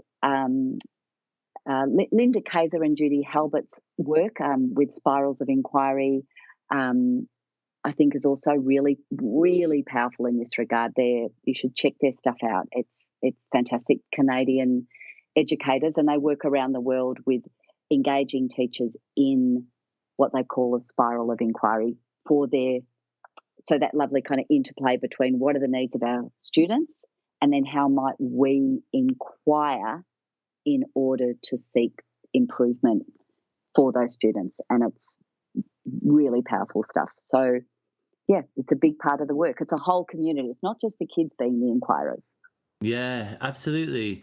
And this is something that I am involved in a lot. I work at the Institute of Education in London, and lots of the work that I do is around practitioner inquiry. I'm currently involved in this lovely project where we're setting something up at Cambridge University, which is going to be like another version of. So I made a website a few years ago called Praxis Teacher Research. It's not the best named thing I've ever created, but it's essentially like a free online journal where teachers can publish research inquiries that they've undertaken, and we're scaling this up with Cambridge at the moment. And so I'm very involved in this work, and this is something that there's really good evidence for. There was a famous there was a best evidence synthesis that was published by Helen Timperley. Sorry, I think if you can hear some weird noises, my dog seems to be having a bad dream in the background. He thinks he's being chased. I can hear it. I think he's being chased by someone. Is he twitching? Yeah, his eyes are going. He looks like something out of The Exorcist at the moment. Oh, if you need to go and pat him and say it's all right. I'm happy for him to have a weird dream. So, the best evidence synthesis by Helen Timperley and colleagues, and I've just done a search. If you search that document for the word inquiry, there's 127 mentions of the word inquiry in a best evidence synthesis, which tells you something in itself. And there's an excerpt from the foreword of that report by Lorna Earle, which I thought was worth just sharing briefly. She says she was particularly struck by having read the findings in this best evidence synthesis, how they tally with the 3 principles of learning that were identified by a National Research Council in the US. And they are as follows. Number 1, people come to learning with preconceptions about how the world works. If their initial understanding is not engaged, they may fail to grasp the new concepts and information that are taught, or may only learn them superficially, and they just revert back to their preconceptions in real situations, which, it speaks to inquiry massively. That's 101 in terms of how we begin an inquiry journey. The first element in the inquiry cycle I use is tuning in, and it's about tuning in to the learner. It's the learner's theories. It's what they bring. And unless you explore that together, unless you name it up, it doesn't evolve. Yeah, absolutely. And so that's a strong tick in the inquiry column. The second one is it says, to develop competence in an area of inquiry, people must firstly have a deep foundation of factual knowledge. We've just spoken about that. Understand facts and ideas in the context of a conceptual framework, and organize knowledge in ways that facilitate retrieval and application. And so that again speaks to the way that inquiry is not in any way like an anti-knowledge thing. That there's knowledge around how to undertake an inquiry effectively, and then there's the fact that this is an inquiry into knowledge itself. Yes. And then the third one says a metacognitive approach to instruction can help people to take control of their own learning by defining goals and monitoring their progress toward achieving them. And so this is, really good practice in terms of what makes for effective professional development. And at some point, I had this sort of big insight where the complex intervention that we undertook for the young people, the learning to learn curriculum that we designed. Like I say, it was a complex intervention, so it had many moving parts, but it really boiled down to these 3 ideas in practice: in metacognition, reflecting on our thinking; self-regulation, reflecting on, and by reflecting on, I sort of mean monitoring and control. Those 2 things are really important. Monitoring and controlling our thinking, monitoring and controlling our feelings and behaviours. And then oracy was the third one, about effective speaking and listening. And then at some point I sort of fell into the orbit of the Institute of Education and started thinking a lot more about teachers' professional development, and the light bulb just flickered on dimly one day, and I was like, oh, this is the same stuff, right? This is what makes for effective teachers' professional development, is metacognition, when we have that, like you say, a point of reflection where we're thinking about what's working well and what isn't working well and so on, and where we've been and where we want to be, how we might get there and all that stuff. Self-regulation, where we're actually in the driving seat of our own professional development, and we're not just sort of ticking boxes and jumping through hoops and dancing to the latest policy tune. And oracy, right? This is very, very much rooted in spoken language and collaboration and communication.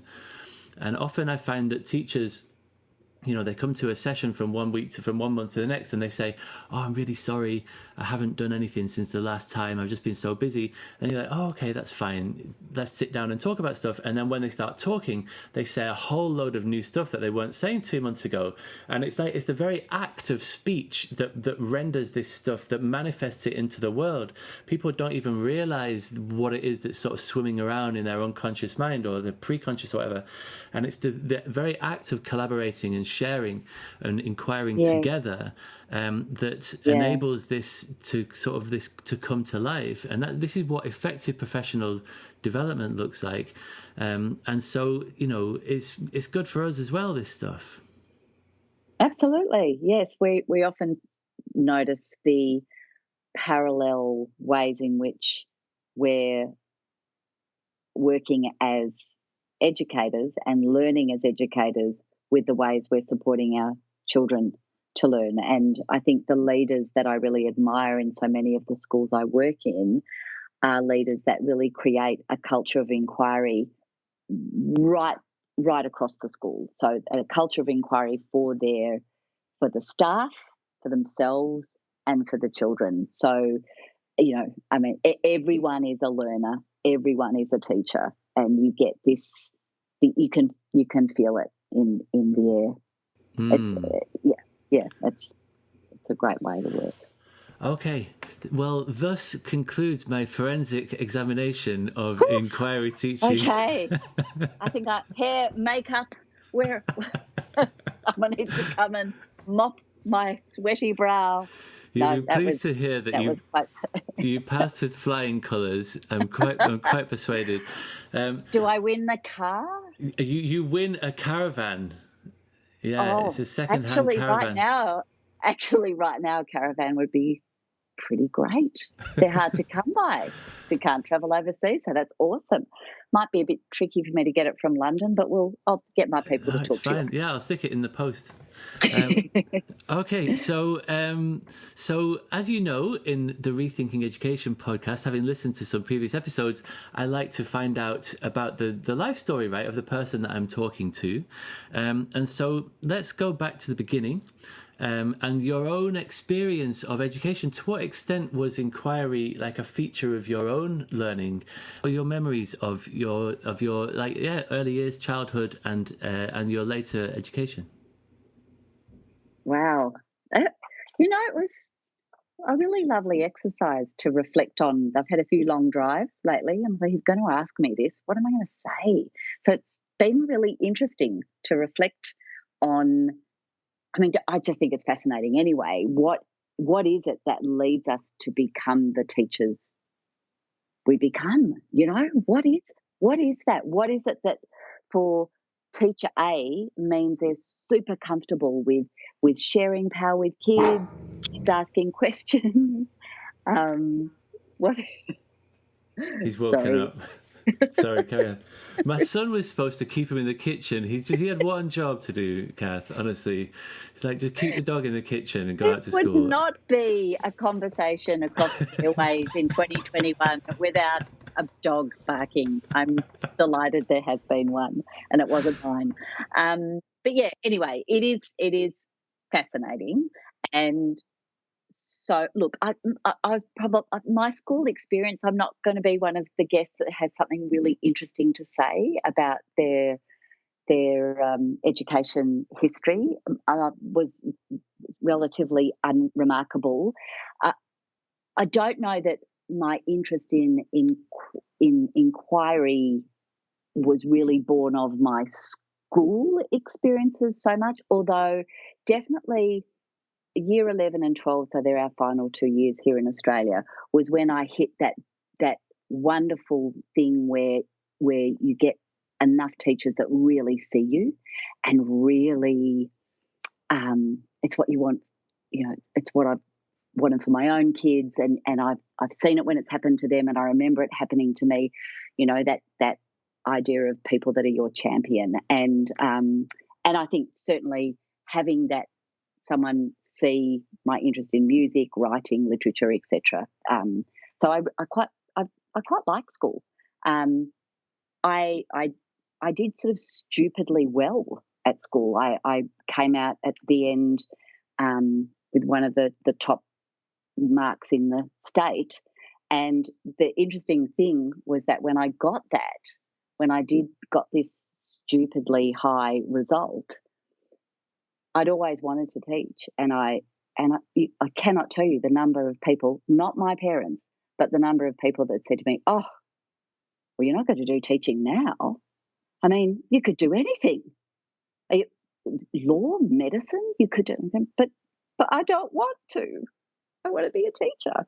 So isn't that interesting? Yeah, it was really interesting, and that was my first taste of the way of the esteem with which the profession is held, or in which the profession is held.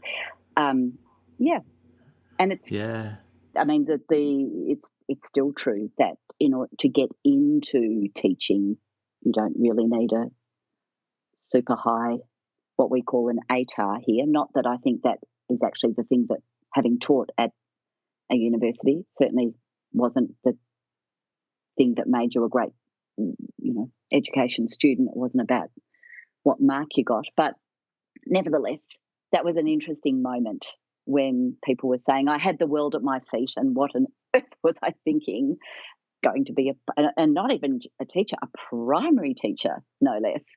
And I'm so glad I didn't listen. And so glad that my parents never put that kind of pressure. It was entirely up to me what I did. Yeah, that's fascinating. This is a little bit of an aside, but just to explore that briefly, what do you think is behind that? Like, there is definitely this perception that teaching is what you do when your dream doesn't come true. Right? Yeah. It's like the backup plan. Yeah, I did teach a few students like that. I don't know. Is it because it's not particularly well paid? Because it, doesn't have the status? I don't know. But regardless, I'm thrilled. I still think it's just one of the most. I mean, as I say, the people that mattered the most were fully supportive, but it was just an interesting moment. But look, I had oh, sorry, go. Sorry, I was just going to say, so you said you already had this idea that you wanted to be a teacher. Yes. When did that light first go on for you? I was born with it on. I'm one of those people. I was one of those people. I can't remember not wanting to teach. I can't remember ever considering anything else, although I was a passionate musician and dancer, and there was a little bit of that, but I taught that too, so I could still teach that. And I was just one of those kids, and there are many of them, that would get home from school and line up their dolls and play school, and get the kids in the neighbourhood together to form the Kathleen Murdoch School of Dance, and have classes in my house and put on end of year performances and make them have membership tickets, and I mean, ridiculous. But I think it was always something that I imagined doing. So I don't know what that is. I quite liked learning, and I don't think I knew what I mean, it's the kind of intellectual stimulation of teaching and designing for learning, even though, was not really on my radar. But boy, that's what keeps me there now. That's what I love about it, as much as the practicalities of it. But yeah, so there's not. I don't think it was my education experiences. They were relatively smooth. I think I was always quite curious, and so my interest in inquiry and having that disposition is probably when I think I said to you the other day, that I think I've had a lot of interesting experiences kind of living, not quite living with paradox, but certainly holding contrasting experiences simultaneously. So born in the UK, all my family are in Scotland, bar one cousin. So everyone else is in the UK. Mum and Dad moved to Australia when I'm very little, but I carry with me then and now a really strong sense of my heritage being Scottish. So I've got this really lovely kind of I'm Australian and Scottish. Not that you can tell from the accent, I was very different. Mind you, a couple of glasses of wine and I'm quite good at it. But that's a different story. And the interesting thing is that when we moved from the UK in the 60s to Australia, my parents were doctors. They were young GPs.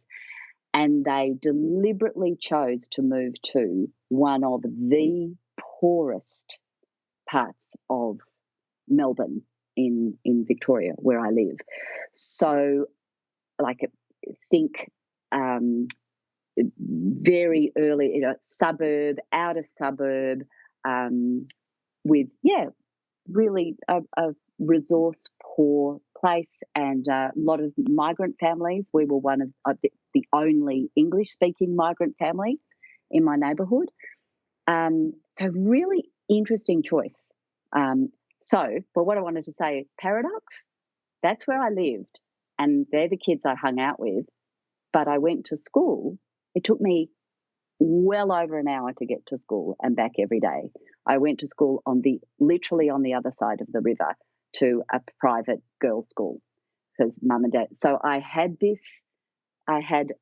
a foot in both worlds and never quite in one or the other. So I think when that happens, and there's lots of other examples like that in my life, when you have this experience of not this or this, but this and this, I hope it gives you a relatively open mind and character. But what it gives you is curiosity, because it's like, wow, this is what? It's entirely different. And how come? And what? So I think walking the world with questions in your head started really young, whether it was having two polar opposite people as parents, one vivacious, confident, adventurous, impulsive, problematic, substance abuse father, paired up with painfully shy, conservative, strong Christian values, quiet, artistic, love the arts, but both GPs, both some common values, don't get me wrong, but so different. And so growing up with that, it's just like, what? And it keeps following me around. Even my very first school that I was employed in was still in the West, in the area that I grew up, but it was the one suburb in the west of Melbourne that rich people lived alongside commission housing. So my classroom, I had the world in my classroom, socioeconomically, not so much culturally, but this really diverse group of kids, one extreme to the other, in my very first school. So this lovely, when I look back, I think I've been gifted these experiences of contrast, paradox. I still love it. I still love that. I work all over the world, and I love the what makes me curious is the differences and the similarities and the shared things. So I think maybe that's a little behind this stance, maybe. Yeah, that's really interesting. And I've not really come across somebody who's talked about this before. And it seems like, that there's a series of really significant things in your life that, like you say, are very just like absolutely divergent.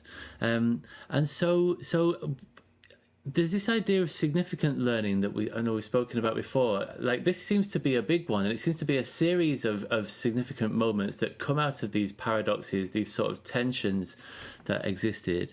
Is there anything else that stands out in terms of, like, as you look back, thinking about sort of moments or ideas or things that have shaped you as a person, or either as a teacher or just as a human being more widely? Well, many, but I have to say, having my own children, that as a teacher and as a person. So, for different reasons. So our first child died at birth, and that is the most profound experience of my life, and the most devastating.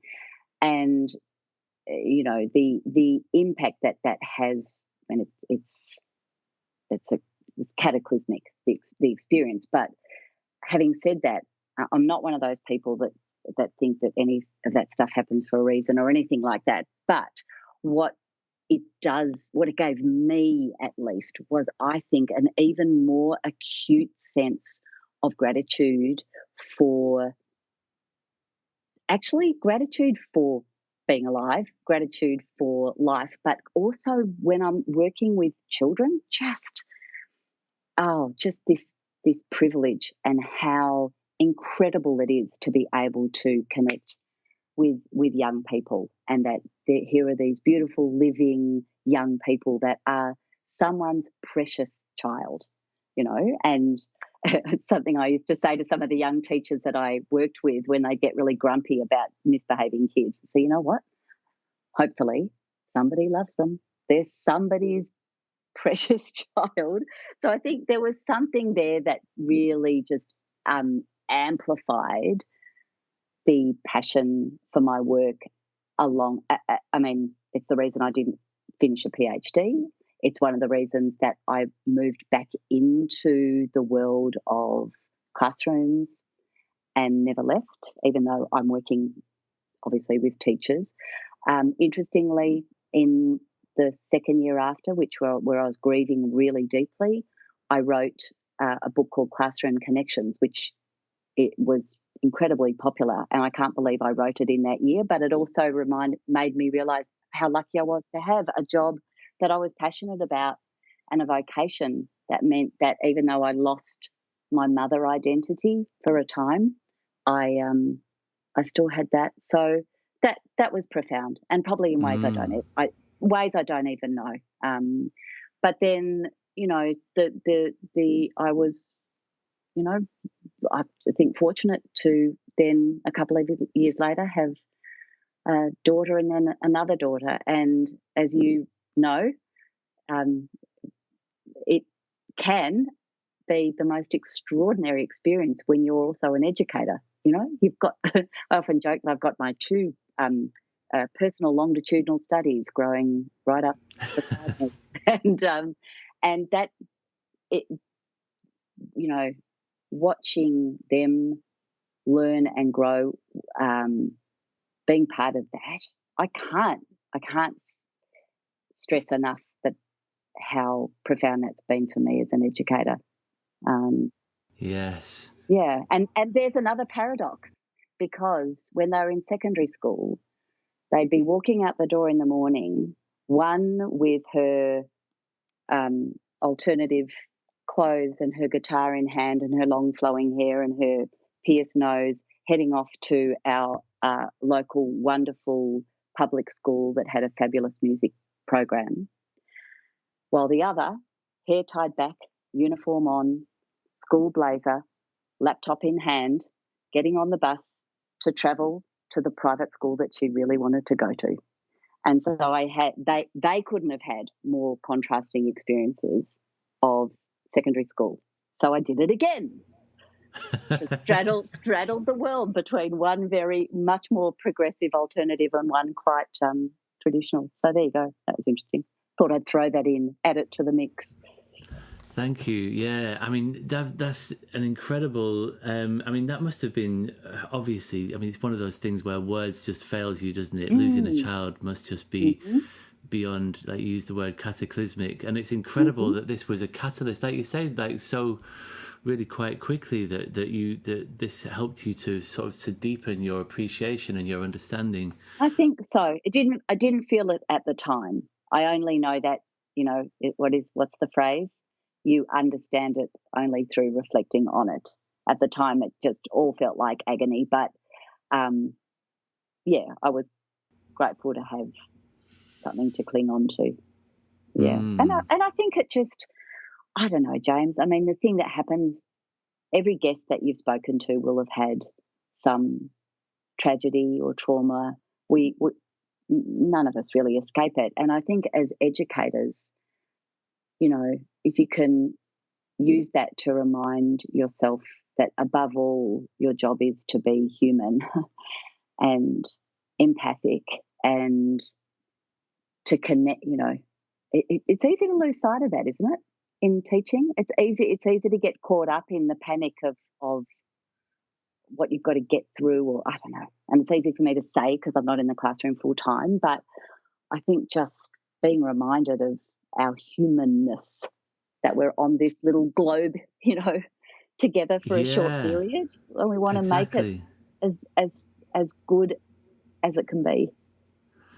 Absolutely. And it brings us back to that idea of kryptonite, doesn't it? That like you say, that there's so much of, at some point I saw somebody write about social distancing and how, social distancing was hard in schools. And he was like, the reason for that is that schools are like literally set up to be the opposite of that, right? Like it's all about human connection. Yeah. And although that is very much at the heart of the idea, and the idea of having, young people in different classes and so on, but lots of what we fill schools with does sort of get in the way of those moments of human connection, and that, like talking to your table partner is often really frowned upon as a bad thing because that's, you're talking off task, and that, that's an inefficient use of time.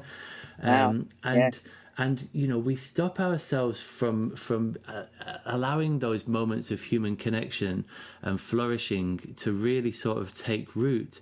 And it's a real shame, and I think that we do lose sight of that. And it's lovely to hear you using that language, which some people might, like snort at that idea. We're all here for this very short period of time, and there's a lot of suffering on this planet of ours. Like you say, lots of people are carrying around, traumas and pain, and it's really important that we're mindful of that. And that we use this time together that we have in schools, where we have this, and it's like the one point in life, like sometimes people say, "Oh, I blame the parents. Well, the parents should do this," as though parents are sort of one like homogeneous group of people who you can just sort of tell them all off together and everything will be better. Yeah. And it's like it's not helpful to blame parents for things, but parents themselves have gone through an education system, and education, it's like the one thing that we all sort of go through.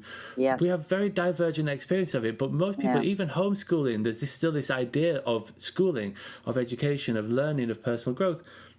It's the one thing that sort of unifies everybody. Everybody's gone through this sort of cleansing, hopefully, what would hopefully be a cleansing, nourishing, flourishing process. Well, you would hope. But so often we sort of just seem to forget that wider, maybe slightly hippie-ish, agenda item in the desire to sort of to maximize efficiency. There was a really interesting, Ollie Lovell picked this up. So in the last episode, Ian Gilbert said efficiency is the enemy of education. Yeah. And in a previous interview that Ollie did with the guy Doug Lemov, he said that efficiency is one of the most underrated words in education. So there's this real tension, a fascinating conversation to be had around the role of efficiency and the role for space. And this is maybe another paradox for you, Kath, because I remember when I can totally hear how both of those things are true. Go on, talk to me about that. Well, efficiency in that there's probably some things that we do that are, ridiculously time-consuming and unnecessary and peripheral to core learning, and I don't know what the answer is, but that we could manage so much more efficiently than we do. You know, some of the ridiculous lengths that some of the teachers I work with have to go through, even just to get kids permission to go for a walk around the block. You know, talk about inefficient. So some of that kind of heavy red tapey stuff, absolutely. Let's pare it back. What can we do so that we can get on with our core business? And then I also, so if, you know, that we need to be more efficient there, but perhaps efficiency as in hurry, rush, cover, get as much done in as quick a time as you can. You bet that is the enemy of deep learning. Absolutely. And I work in primary schools, as you know, and I see the effect of that. I see the stress of that rapid pace. Come on, on children. That is not the pace that children generally move at, you know. So it's, yeah. I think the pace that that feels most efficient actually for me is in many preschool settings. So teachers that work with 3 and 4-year-olds that are much more likely to be cognizant of the rhythm that the child brings to the day, rather than the adult's rhythm. And in that moment, surrendering to that feels more efficient than trying to, but so I can see both things being true. Yeah. And there's a related paradox to this, because when we spoke last week, I remember you saying that outside of your work with education, you're a really organised person. You're really sort of on it, and you're all about productivity. And then in the classroom, you're all about sort of like being in the moment, slowing down. Yeah. So that's an interesting paradox. But also, you know, to go back to the kryptonite thing, it seems to me that like maybe the mother of all sticks of kryptonite is the learning intentions, right? That are sort of, we look at the curriculum documents and we filter it down into schemes of work, and then we say, right, there's 3 things that we need to just hit in every lesson. And so it starts, you know, you write them up on the board, and it's like, today we're going to learn these 3 things. You know, and it just closes down all possibilities, and it's like that's like the classic sort of efficiency model, top down thing. We're just going to pour this into all these lesson shaped containers, and then we'll make sure that we've covered all of those, you know, learning intentions. But you know, it just kills, you know, and it doesn't, even if you just stick a question mark on the end of it, you know, that's a start, right? Yeah, I was going to say that's my understanding of where the whole kind of learning intention movement came from was some of the research that was really, and don't ask me to tell you who it was, but the research that indicated that oftentimes when people went into classrooms, and I think it was probably a lot of secondary classrooms, I'm not sure, and actually asked kids, so tell me about what are you learning right now? And that kids were focused either on something really peripheral to what the focus of it was, or they would suggest that the teacher be the one that don't ask us, ask the teacher. I don't know, I'm just doing the activity. And so there was this whole thing of, are we actually cognizant as teachers of what the learning that we're hoping to be happening here? So I actually think it's got its heart in the right place. But, you know, it's become this kind of orthodoxy now, hasn't it, of we must write, we will, what is it, Walt, we are learning too. And I will know that you have been successful when you have met this success criteria. That to me is very anti-inquiry, anti-curiosity, but that doesn't stop me from thinking it's important to be intentional. So I agree. A simple hack of the learning intention is to turn it into a question. It's like I was saying before about that example with collaboration. As we're engaged in this task, how about we see we can figure out how to include more people? So what could that question be, guys? So we can even get the kids to co-construct that intention. Let's intentionally take a question into this session, and to riff on Guy Claxton's split screen notion, the idea of the split screen intention, which means we can be toggling between a question that relates perhaps more to the what we're inquiring into, alongside a question that is more about the how we're inquiring. it's still intentional, but it's not simply saying we're learning it doesn't guarantee the learning's happening. So, but posing a question and saying, so let's see what we can figure out about this together. Then it's both intentional and inquiry-based and collaborative. And if we're going to generate success criteria, well, let's generate it together. Let's say our question is, what makes a really great opening line to a story? As authors, let's see, or as readers, let's see what we can figure out about this, and kids going off and coming back with suggested opening lines, and then together looking at what are some of the common devices that we're noticing that authors use that can generate some criteria that can then be used for the kids to use to self-assess and peer assess. But I've not been the one that's told them. I might tell them some, but I've not told them what the success criteria is. They've developed that through the inquiry. So those elements are still there. We've just hacked into them and made them and inquiry-fied them, if you like. I love that word, inquiry-fy. You used that last week. You were talking about Guy Claxton's learning power work. You were talking about inquiry-fying learning power, so that we're not just becoming more resourceful, but we're inquiring into or becoming curious about what does it mean to be resourceful. Yeah. Love it.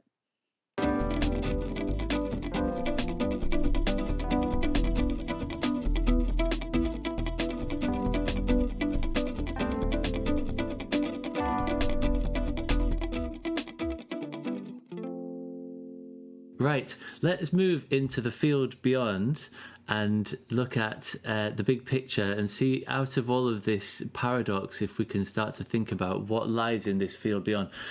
So let's start with positives. Yeah. Things that you like the look of, that you see out in the world. And this could be the level of policy. It could be a thing that you saw a classroom assistant do. It could be anything, right? There's just stuff that you think is really good that you see out in the world of education that you'd like to see more of. Okay. Well, the lens that I'm looking at these positive things through is very much I'm going to state now it's not really at that policy level. One thing I have learned about myself is that I'm most at home in the space between the policy and the practice, and kind of or perhaps closer to the practice. So the things that I am seeing that are exciting and that I love, there's some great stuff happening in schools. They're just, there really is. There's some great stuff happening in schools, and perhaps we need to do a whole lot more reporting of the amazing things that teachers are doing. And boy, some of the stuff that teachers have been doing during the whole remote learning thing is just heroic. Anyway, okay, I'm going to say this. I'm going to say the growth in collaboration. We've talked a lot about collaboration for teachers, but when I look back over the years, I see that becoming more and more and more stronger in schools. That we're losing that kind of, these are my kids, and we're moving into this. This is our community. These are our learners. Stronger professional discourse, I love this notion that now we gather around the table as a meeting of minds, so I think that collaboration piece is really lovely, and this is not really paradoxical, but it's going to sound like it. The other piece that I think is really powerful and that I'm particularly interested in at the moment, it's what I'm trying to write about at the moment in a very overdue book, is the growth in giving kids more opportunities to pursue the things that they are interested in school. So the personalisation of, I'm going to say of inquiry, I just think of it as personal inquiry. There's still the stuff that we inquire into together, but the opportunity for kids to bring the things that they are interested in, the things that they love, into the school day, and have, even if it is, one really great workshop a week where they get to inquire into their interests, passions, needs, things they want to get better at. So we do this largely through the perfect vehicle for it is play in the very early years, and then that becomes a little more, I can't think of the word, structured, formal, whatever it might be, as probably from about year 3 on, it's kids start designing their own inquiries. So that's really taking a leaf out of the wonderful late great Ken Robinson, who really championed this, didn't he, when he said school, we need kids to feel like they are in their element at school. And I watched one of my daughters who had teachers that saw her light as a musician and absolutely nurtured that and gave her every opportunity to grow that. She's now a working musician. And the other daughter who had to seek that outside of the school context. She was a dancer. And I just think if schools could be places where our kids could really have their light seen and burn brightly, but I just went into a negative. But it's a positive because I am seeing it more. The buzz all around the place at the moment is agency. So that's the other thing that is really exciting, is a stronger emphasis. I work in a lot of IB, PYP schools, and this is in the primary years program, the learner agency is now the central kind of mission, I think, of that program, and I'm having some great conversations with people about that. So and authenticity, that would be the fourth thing that I think is growing, that schools becoming, many of the schools I'm working with, and I'm very biased, but they are really committed to giving kids opportunities to inquire into things not only that they're interested in, but are also that are useful and purposeful and that will make a contribution to not just their lives but the lives of others. So projects in the school, projects in the community. So a lot of that I guess taking a leaf out of, some of Ron Burge's beautiful work, that project-based learning, those authentic, real people, real places, real problems.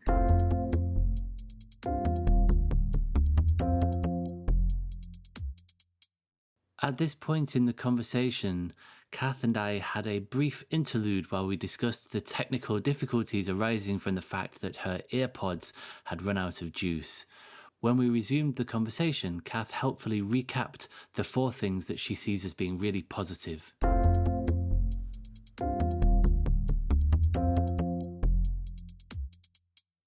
They're my 4. I put my Edward de Bono yellow hat on and I've said personalisation, agency and authenticity, and I get to see those flames burning bright in lots of awesome schools. Okay, right. Thank you. We're going to put our black hat on now. Maybe I should. Very much, but I'm going to try my best. Maybe we should call this part of the conversation the thinking hats. That would trigger the trads like nothing else. Oh wow! Gee. People hate the thinking hats. My goodness. Of all the ideas, I always used to quite like it. You can have a really good conversation using the thinking hats. It really helps you to look at things from multiple perspectives. But people really, wow, that runs deep. People have had bad experiences, I think, with the thinking hats. That's interesting. So if I had I would love to talk to someone that has got a vehement hatred for them, because I'd be so curious as to why. It's really intriguing me because it's just a framework. It's just an interesting way to think about thinking from different perspectives. Anyway, yeah, there you go. Lots about what people don't like. I think in almost every case we're talking about bad implementation, rather than bad ideas. Positive, the negative. Yeah. Anyway, right. Let's just set that aside. So black hat challenges.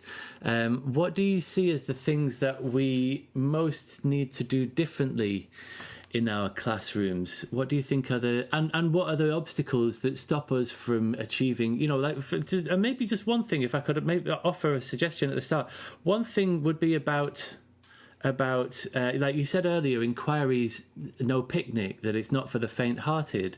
So that's an interesting challenge about scaling up. Some people might say, like, one of the things that Adam Boxer talks about, for example, about traditionalism is like, it's sort of easy to do, right? It's easier to do. And if you think about this in a utilitarian sense, like the greatest good for the greatest number, let's just do the easy things to do. And then where we can do this more complex, challenging, collaborative, inquiry-based work, we should explore that. But, that's not going to be, like implementable at a system level. So there's an interesting question around scaling up that might be something that's worth pursuing, possibly. Yeah. I mean, I'd have to think about that. Okay, maybe we could come back to that if you like. Yeah, look, I think that one thing we still need to work on is if we are to invite teachers to use a more inquiry-based approach, because of as delightful as it is, as I keep saying, it is complex and sophisticated and requires, a way of seeing children, a way of seeing the curriculum, a way of seeing what it means to be a teacher. There's for many of us, there's a lot of unlearning to do. So if we've got to do some unlearning and rebuilding and really thinking carefully about a new role in contemporary times, which a lot of people talk about, of course, that takes time and that takes conversation. So I think one of the things that we haven't got right yet is, if we're inviting teachers to do this kind of professional development, and I think it should happen within schools, then my ideal would be that teachers have much more time than they currently have to engage in those professional conversations, to design for learning, to reflect, to look at student learning, expecting somebody to work this way and not giving them any time within the school day to actually do it, to do the thinking that is required, is not fair. So the schools that I have experienced that do this have really worked hard to give their teachers that they invest in, even if it means getting relief teachers in, to allow them to have regular, weekly, sustained blocks of collaborative planning, reflecting and thinking time. So I think that we haven't got the time bit right for teachers. It's not, if we were just walking in and doling out activities and following a syllabus and a script, and if we were doing that, maybe you wouldn't need much planning time. But when you work this way, which is responsive and deep learning is your intention, you do need the time to collaborate and design. Yeah, there's obviously an economic thing here, isn't there? And I've got a friend who's teaching in Beijing at the moment, and she's talking about the incredible amount of time that their teachers get to plan lessons. It's like a half their day almost is spent planning lessons, which is incredible. But that's obviously, there are cost implications for scaling that up.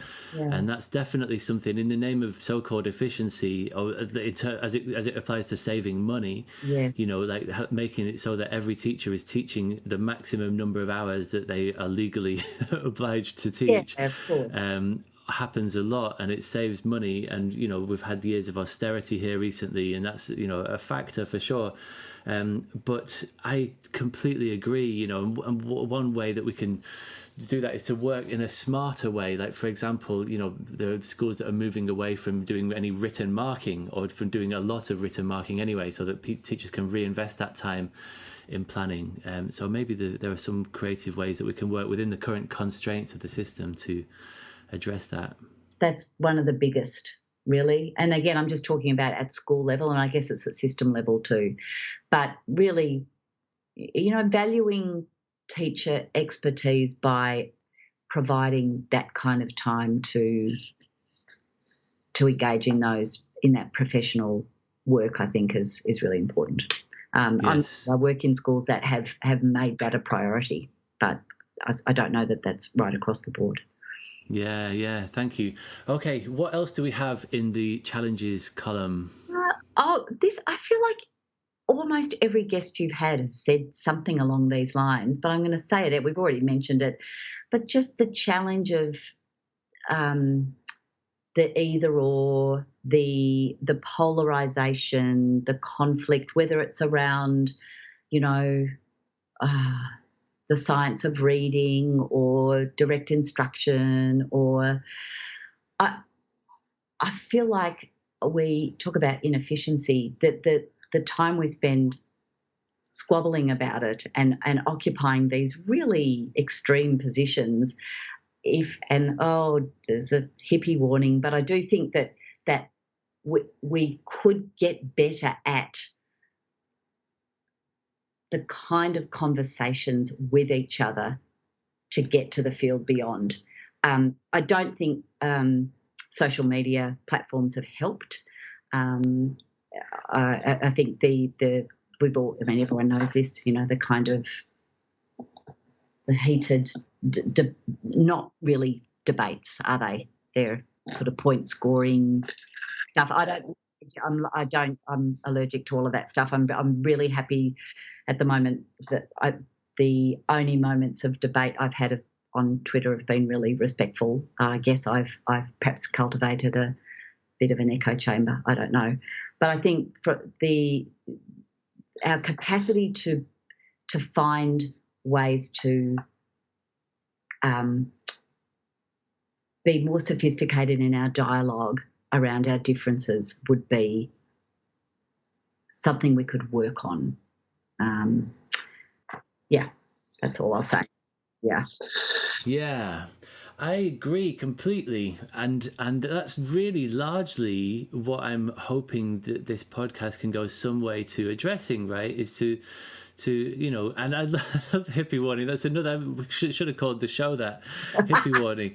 There is a field beyond this, and it's really fruitful, and that's what some people have said about what's interesting is that what's essentially a progressive. The very idea of rethinking education is kind of a progressive idea, and lots of the people that I've had on would either be characterized as progressive or would be quite happy to wear that badge themselves. But one of the things that people really responded to about having Adam on the show is that they were like, this was a really fruitful discussion that took place beyond, and it's not that sort of Punch and Judy thing, and lots of people have opted out of engaging in debate on social media for that reason that you say, that it's something that's just very sort of point scoring and playground politics, this sort of sniping and subtweeting, this phenomenon where people are just having underlying conversations but not tagging people in that they're talking about, and it's really unpleasant. And I think it is sorry, what were you going to say? I was just going to say, right at the beginning you were talking about philosophical inquiry, philosophy for children, and people saying, why do we need that? That's why we need that, because we're not very good at this.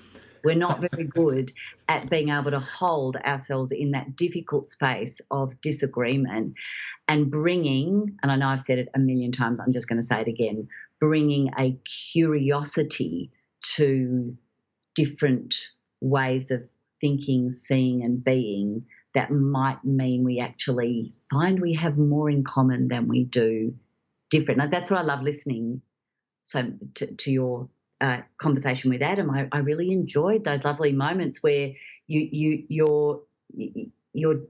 were more similar than you were different, and both of your ways of being with each other. I thought that was a great model, James, of the kind of conversations we need to have a lot more. I mean, it's easy to be dismissive. It's easy to say, those traditionalists, or that fluffy, silly inquiry stuff, that doesn't work. That's easy. It's harder to have a more nuanced and respectful conversation, but it's 1,000 times more satisfying, surely. And that's what what the world needs. Just a little, and kids get really good at it. Our young people are amazing. They're amazing at it. When you give them that opportunity, and we talk about the skills of respectful dialogue, you can see 6, 7, 8, 10 year, the young people around our kitchen table over the years that are, I think, even more inclusive, and I'm really excited actually about this generation. I think they're amazing. But anyway, so that we can that. They don't like boundaries, kids, do they? I've noticed that. Like they don't like sort of like this idea, and it's one of the things that's really fascinating around the stuff that's happening around like gender politics. That like younger kids, like they just do not have a problem with the idea that somebody has got no fixed gender, for example. And older people are like, "What do you mean? This is making my head explode." It's so good. For Steve, my husband and I, we've got a 20 and a nearly 23-year-old, and they teach us so much at the moment, and will pick me up on my language, and it's such great role reversal. When I go, wow, okay, sorry, you've really got to help me here. I don't get it. I've had quite a few of those moments lately, and I'm so grateful for them. So again, that's really about that kind of power sharing, isn't it? Yeah, thank you.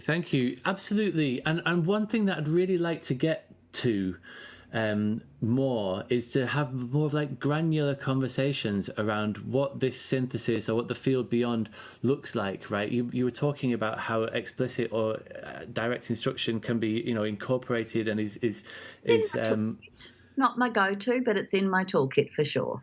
Yeah, of course. And sometimes you have to explain stuff, and being really good at that is really important. Well, that's what I was going to say. You actually have to learn that. If you dismiss that as even with a strong inquiry stance, you're poorer for it. It's important. It's part of my. I'm a teacher. Part of my job is to, where at the right moment in time, to say, I'm going to show you something, I'm going to explain something that might help you take your learning a little further. And we see this all the time. We see it in, I'm working with Matt Glover on the weekend, and he's a wonderful educator in the field of young children's writing, and just watching him confer with young children about their writing, you see this very deliberate, very respectful inquiry stance with some clear teaching points that at the right moment and in a way that is respectful and valuing of the child, that just-in-time teaching, it's really important. So I'm not dismissing any of that really, but at the same time, I don't want it to sound like anything goes either. That's important, isn't it? You can be inclusive to the point where it's like, oh, we just love everything and everyone and every method. It's got to have your principles too. And I bring a strong set of principles about what I guess I believe about learning, about children, about the role of schools, about the relationship with parents, all of those things. So you've got that, and you don't want to fall below that line. So you've got to stand by that. But it's not to say that there aren't a plethora of approaches that can sit above the line. Yeah, thank you. It is dead important that we get that right. And there was a really interesting piece that I read a while ago by Tom Sherrington, who was saying about how of all the classroom that he goes into, and everybody on Twitter is sort of railing against, groovy, progressive, things. But actually what he sees more of the problem in the day-to-day classrooms is not the groovy prog, as he describes it. It's the bad trad. He's said somebody who's up there trying to teach in an instructional manner, but finding it hard to do that well. And so that's obviously a really key part of the toolkit, but so are these other things as well. And how we move to at a system level, and at some point, I don't know if it's a policy thing. I'm quite skeptical of policy as a vehicle for change, just because policies themselves can be subject to change, right? It's like the new education secretary comes in and gets rid of the old thing and introduces something new.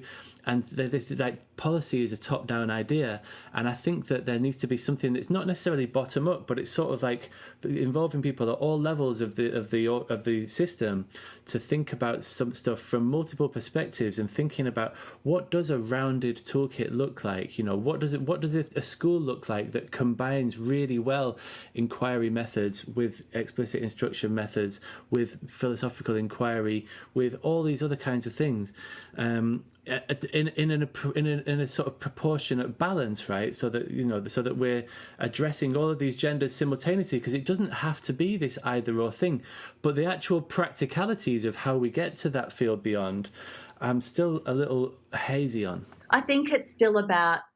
I get a little bit alarm belly when I think that when people start talking about a balance, because then it's like, we do a bit of inquiry and when we do a bit of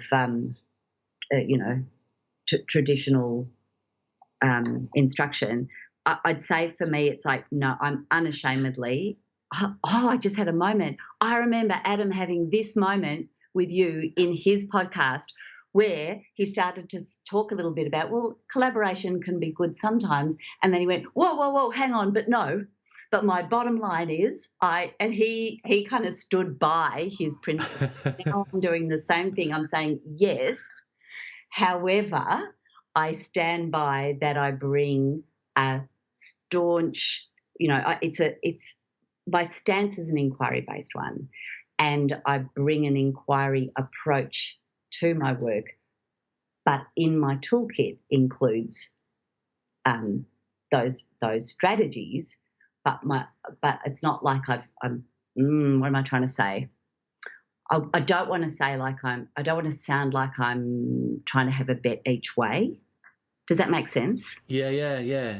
You're standing in your truth, I think you would say. Now you're the hippie. Yes. Having off. I've got loads where that came from. So around there, I've noticed that. Do you want to just break out a bit of kumbaya for the? That's actually my son's. I figured out that the world has got enough guitar players, so it doesn't need me to add to that. Yeah. All right. This is fascinating stuff. So, is there anything else in the challenges column that you have in mind?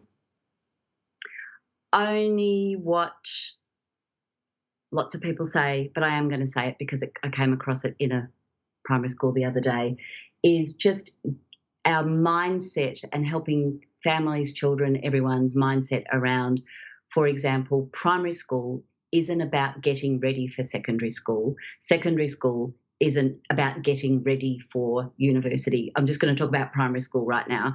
When I often ask, if I'm asking children, why do you think you're learning about blah, blah, blah, I still get a lot of kids saying, we'll probably need to know it in high school. We'll probably, I think especially if I ask older kids, grade 5, grade 6, I think it's probably because when we go to high school, and they say, but what about right now? How is this useful and important to you right now? And I'm also asking that same question of the teachers, to hear that same question. And I think there's still this, there's that beautiful, I wish I could remember the name, someone Taylor, that beautiful quote about, childhood isn't getting ready for life. Childhood is life. And that sense of the learning matters now and these children have a right for the learning to make a difference to their lives now, and they're capable also of making a difference to the lives of others now. So this idea of school as somehow getting ready for something as opposed to enriching and being a powerful context for learning for now, that's something we could work on. Yeah, I like it. That was something that Tim Taylor mentioned. I don't know if you've listened to that one. I think that you would really like that episode. Remind me, he's a Mantle of the Expert? Yeah. Yes, I heard. Yeah. I haven't. They're long, James. They take it's a lot of walking. You're doing better than many of my previous guests. You listened to quite a few, but he was talking about Dorothy Heathcote, who sort of came up with the man to the expert approach. Said that you need to be careful that school doesn't become a waiting room. Oh, you know. there. I wish I'd heard that phrase. That's perfect. Yeah, it's nice. More frightening is when kids think it is. And when you think that kids think it is, you think how remarkable that they are as willing to be there and as compliant and passive as they often are, if they think they're simply doing this because maybe they might need it in a few years' time. So no, schools, of course we want schools to be places where we've got a thirst for learning for now as well as what might happen later, and that we want our kids to emerge from school with a hunger to learn.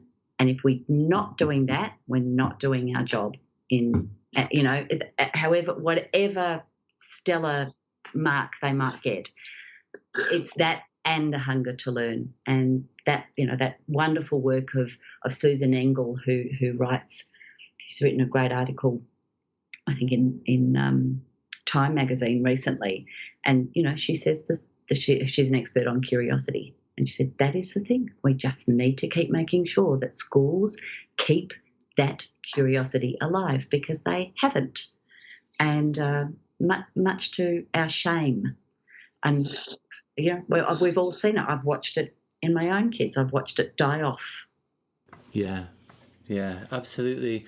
And you see it from a really young age, like I know that you do all this work around young people questioning, and like the research that's been done on the numbers of questions that children ask, and the way that school sort of just makes them all conform to certain ways. Yep. I can't remember who it was. I think it might have been, there's a guy over here, Phil Beadle, who was talking about this incredible house that his daughter had drawn 3 weeks before she went to school, and it was ridiculous. It was like made out of clouds, and there was unicorns, and it was like, gravity didn't apply in this place, and it was just like this mad invention.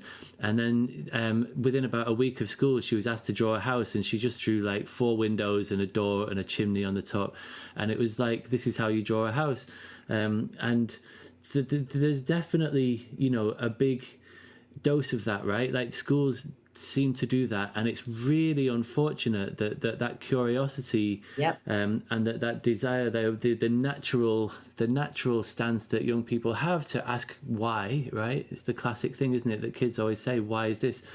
That just gets beaten out of them. Beaten out of them is an emotive phrase, but it's a metaphor. For whatever reason, it gets sort of, it disappears. Whatever it is, it goes away. We know why. We know that it's about. I mean, Susan Engel's research is really illuminating around this, but the expectation of compliance, of the emphasis on getting it right. I want to say the fact that maybe teachers themselves don't bring their most curious self to the classroom. We know that one of the biggest factors is the role that the adult in that, I'm talking younger children, the role the adult plays in modelling, in being the curious person. And for kids to see you've got to be able to say, wow, that is amazing. Do you know what? I've got no idea, but I'd love to find out. Or just talking about something fascinating you've seen on the way to school, and resisting the urge to say, I'm now going to tell you all about it, but to say, this is so interesting, let's see what we can find out together. So we kill it off by not modelling it, by the rush of school, by a kind of expectation of passivity, the kind of the dullness of the school day. And yet it doesn't have to be like that. We know that school can be a place, that those classrooms can be habitats for playful inquiry. I mean, the work of the staff at the Opal School in Portland is worth checking out. I mean, they're champions of playful inquiry, and I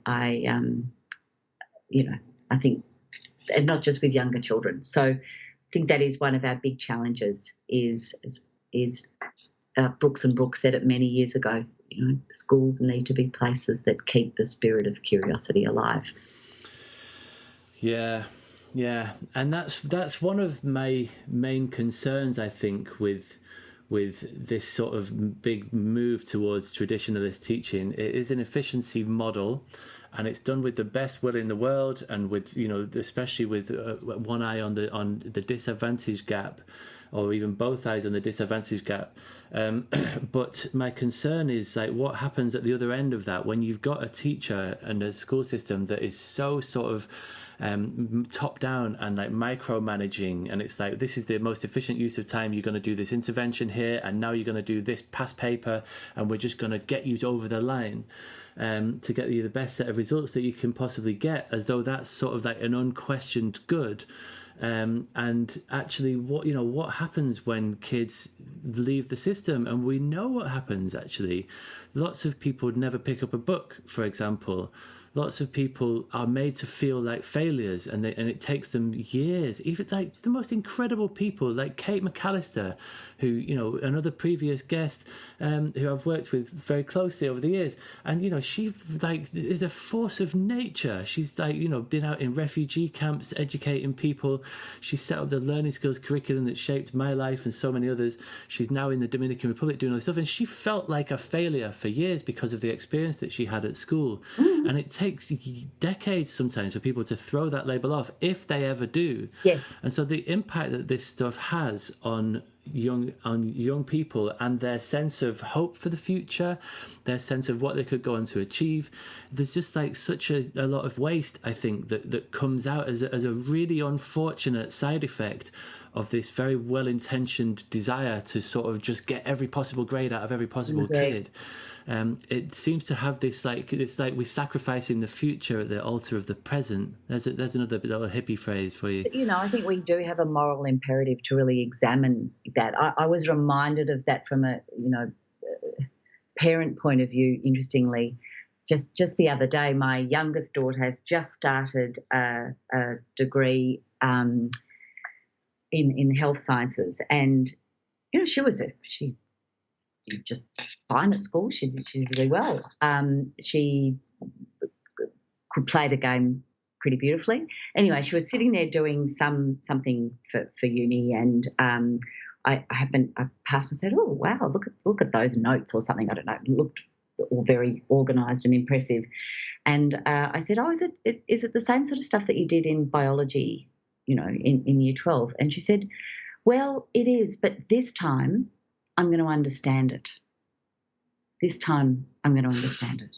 I said, "What do you mean?" She said, "Oh, well, I mean," and she did super well in her exams, right? She said, I'm not just going to get it. This time I really want to understand."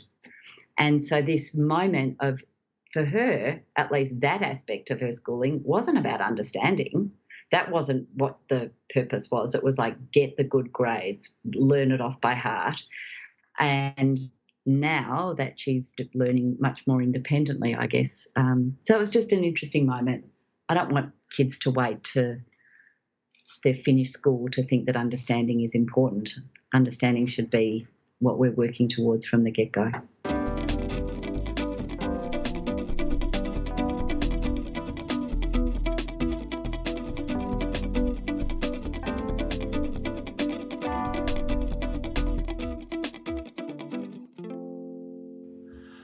Okay, so let's put our yellow hats on now, and see if we can fix some of these challenges, or make some headway into them at least.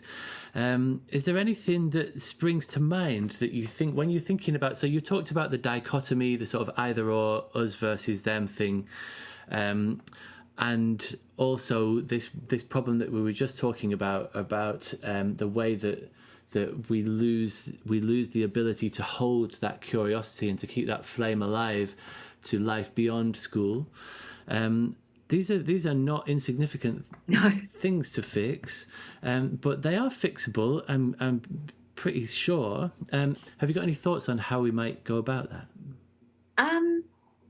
Well, I think a lot of it does come down to the opportunities that teachers are given to, I'm going to go back to that notion of the teacher as inquirer. So I think if we position more of the professional learning as a process of inquiry in itself, then not only are you learning stuff, you are learning about learning because you're engaged in a process that you might then invite your children to experience. So I think more of that, a lot of it is happening here actually, but that embedded, I love being invited to go and work in a school over a long period of time to be able to come back and just support the teachers in strengthening their practice by inquiring into their practice. And then, of course, there's lots of supplementary things we do. We read and we do a whole lot of other things. But I think that if I guess at system level there was more attention paid and resources given to the kind of professional inquiry that can happen within the school, I think that would wonderful. That we respect and honour the professionalism of our teachers by providing more of that time and those opportunities on the job, not necessarily something you've got to go and keep doing after hours, although I think that's an inevitable part of the job, but that there's more attention to learning about teaching while you are teaching. Yeah, I like it. And that's so it seems like that might be the end of the thread. There's this whole like tangled set of things, right? And they're complicated because it's simultaneously, political, and it's around, things like economic and social disadvantage and opportunity, and also, things like self-regulation. And it's just like there's huge like emotional, behavioral aspects of that, as well as cognitive and what people know. And it's like confusing and very knotty, but it feels like maybe teacher inquiry is the end of that piece of thread, that actually if we pull that, then all of this other stuff can sort of unravel and open up, and each teacher can sort of create what makes, and what I love about that is, if people haven't listened to it, I really urge you to go back and listen to the episode with Kulvan Atwal, because it's like what he's done at his schools is like it's such an amazing example of how when you do that, everything else sort of gets taken care of. Like the kids' results go through the roof, and the teachers don't want to leave. They don't have any problem recruiting teachers. The school's oversubscribed, and it's like a win-win-win-win-win-win-win. There doesn't seem to be any downside. He really valued his staff, and I work in schools with leaders that are like that really do value the teacher learning and foster, as I said before, that it's about I'm working with a leadership team tomorrow that have managed to do this beautifully, that they consider themselves an inquiry community. It's an inquiry school all the way through. And so it's absolutely possible. So it's supporting leaders to build that stance, and then giving that opportunity in that respect. And I love that metaphor you've got of all the tangled threads. And I just had this image of the opportunity, going back to this personalisation piece, the opportunity for each teacher to find a little end of a thread and inquire into that and kind of, untangle that bit. It doesn't have to be all of us doing in fact, we're probably better to be able to engage in inquiries that are relevant to the needs and interests of ourselves and the students we're working with, and then contribute that back to the group.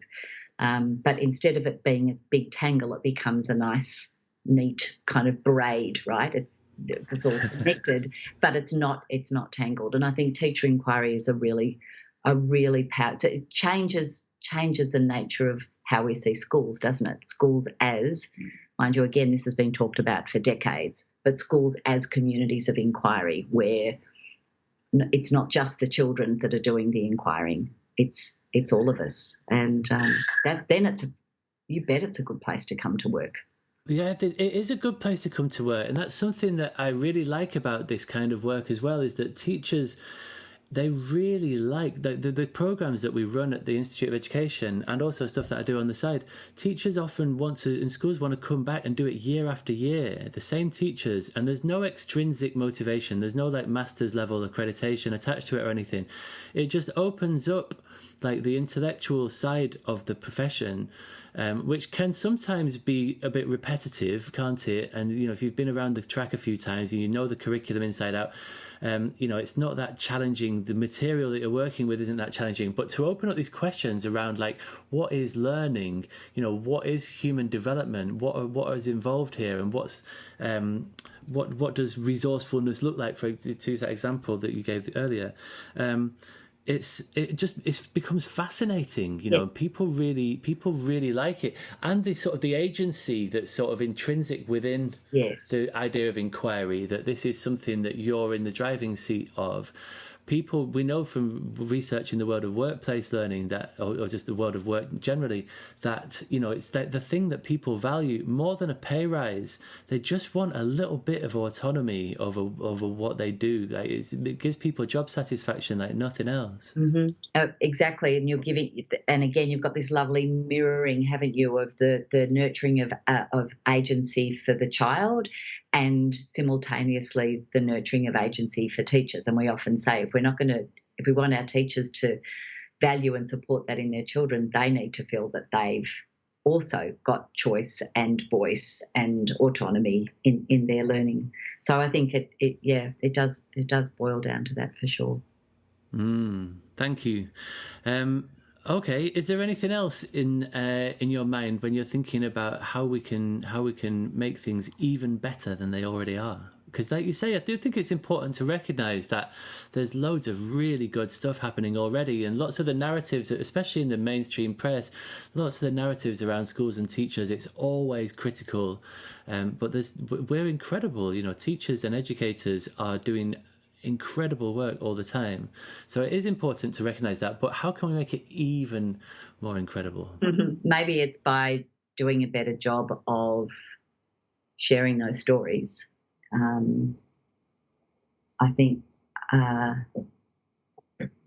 that's something we perhaps still don't do as well as we could, and maybe that's on people like me too, who are lucky enough to be out. Well, I used to be in the world.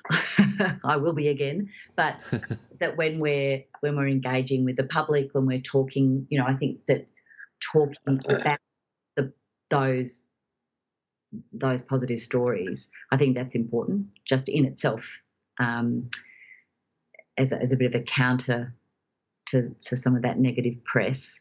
But I think, look, I must say, remember listening to an interview with Jane Goodall a few years ago, and someone said to her, so would you say that it's really important to think global but act local? And she said, no, I actually think you get the most change even at a global level when you think local and you act local. And I think that resonated with me, even though I do global work, I guess, in terms of why I'm not sort of offering grand policy system level ideas, is because I feel like my work, I've chosen to think local and act local, and so whenever I'm thinking about making it better, I'm thinking, do we do it school by school, teacher by teacher? It's for me, it's about continuing to support individual school communities to be the best that they can be, and to really kind of, even when I'm in a school, when a principal might say to me, I want you to work with these people because I really need to get them on board. And my response is, actually, can we start with a coalition of the willing? Can we start with the people that are actually really excited about this work? Because that's where we're going to get the traction. And I think if we can be also looking out for those leaders that have got this mindset and supporting them, and people like Judy and Linda that I mentioned before have got these lovely networks of really amazing empowered leaders that are leading strong inquiry. So I think that's how we do it. That's that's where I can respond best to that question, is kind of think local, act local response. Thank you. I like it. And so to wrap this conversation up, I think it might be nice. So you mentioned Jane Goodall there, and I know that you've spoken previously about like the relationship between inquiry and the natural world and the importance of, you know, like bringing animals into the classroom, say. And it seems to me that I mean, this is obviously like the biggest challenge that we face, right? This is something that Ian Gilbert spoke about like if we can't get our heads around how to fix climate change, then, you know, it's all over, right? Like, to not want to put too fine a point on it, it's like the biggest challenge that we face. And I was left in that conversation. I struggled to articulate it as a question, but it was essentially like, what is the role that education can play in contributing to this solution? And it seems to me that inquiry could play quite a significant role here. But I just wonder if we could, just to close the circle and go back to where we started this conversation, what do you think about that as an idea, and how can inquiry help us to address, you know, by thinking locally about, you know, the local hedgerow, for example, how can this potentially help us to think, you know, about being more solution focused on a planetary level? Wow.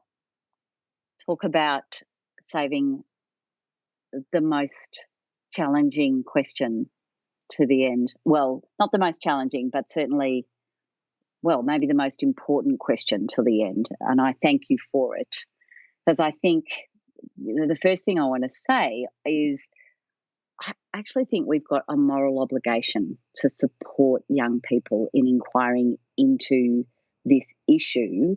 Obviously, we've got a moral obligation to the planet, but also, you know, if you think about it, when I think about inquiry-based pedagogy, I really resonate with this idea of it being the pedagogy of listening.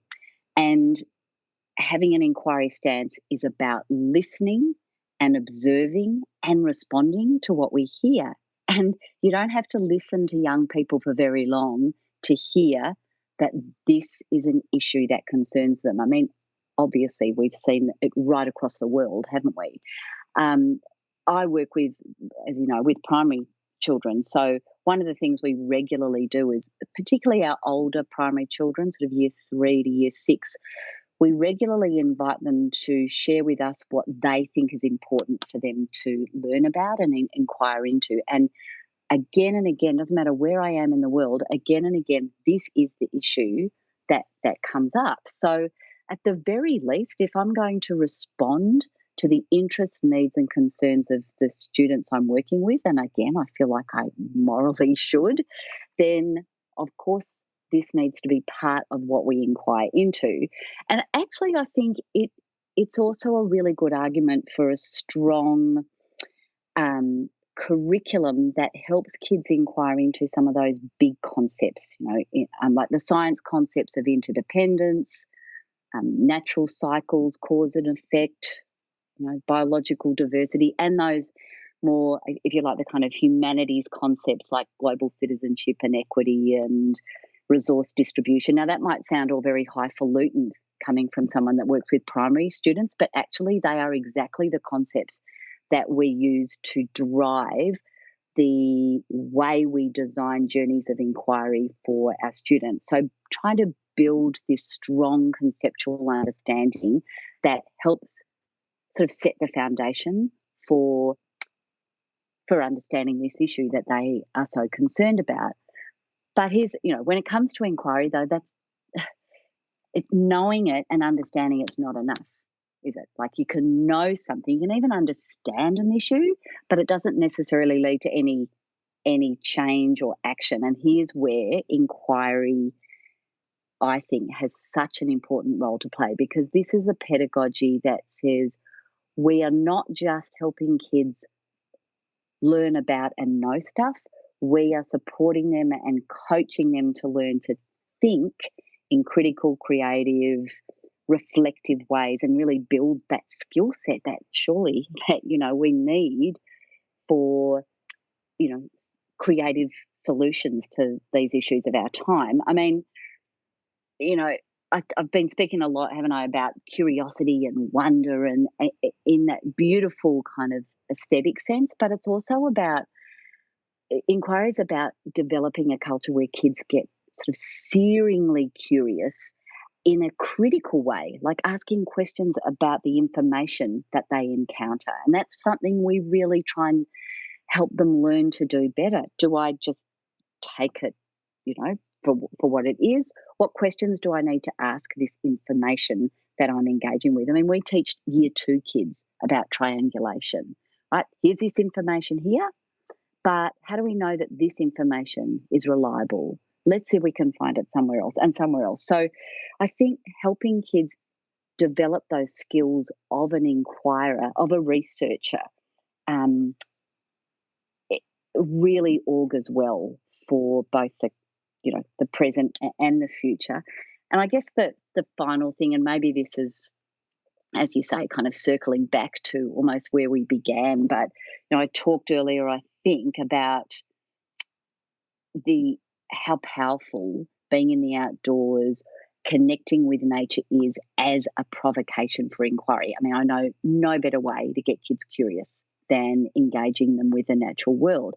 Now you get kind of a lovely extra thing that happens when you do that. Not only do you get kids really much more curious to want to find out, you get, obviously it's good for our well-being, we know that, but you tend not to want to do anything about something you don't care about.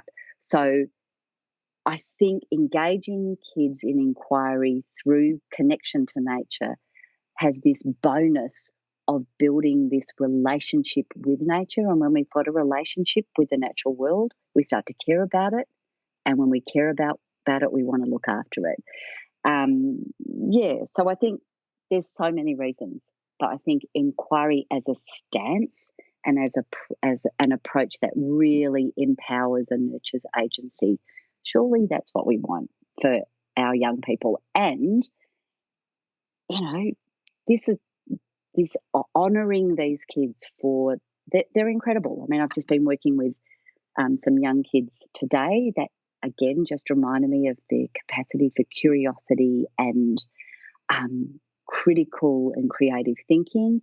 And I also get to hang out with a lot of young people in their early 20s, and they are remarkable. If anything gives me hope for the future, it's spending time with young people who I think probably, in spite of a lot of their education rather than because of it, are incredible. I mean, just imagine if you've got all of that capacity and energy and creativity, and you created schools that were stronger communities of inquiry. Just what power that could unleash, I think, with our kids.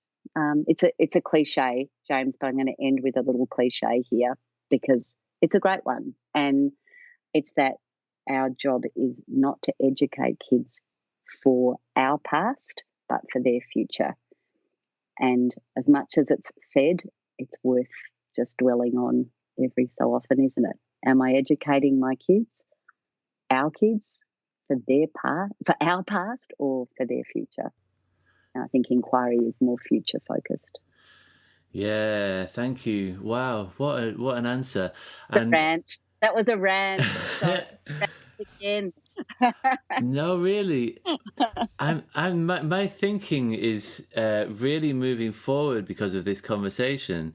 There's a few things that I'd like to pick up there.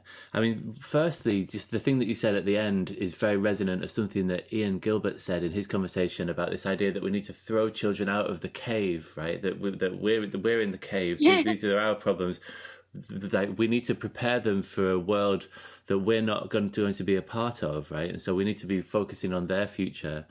And so I totally agree. And I think that there's two sort of simultaneous lines of development in my own thinking that's sort of happening through this conversation. One being just about, obviously, the power of inquiry and the importance of inquiry. I love that phrase, children who are searingly curious. And it's almost a cliche, isn't it, to point out that young children ask why all the time and then they stop when they get to school. But it's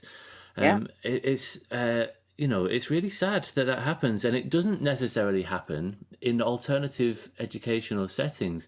If you talk to Kate and some of the stuff that's happening at her school, there's no coercion there. There's no, the children go to the toilet when they want.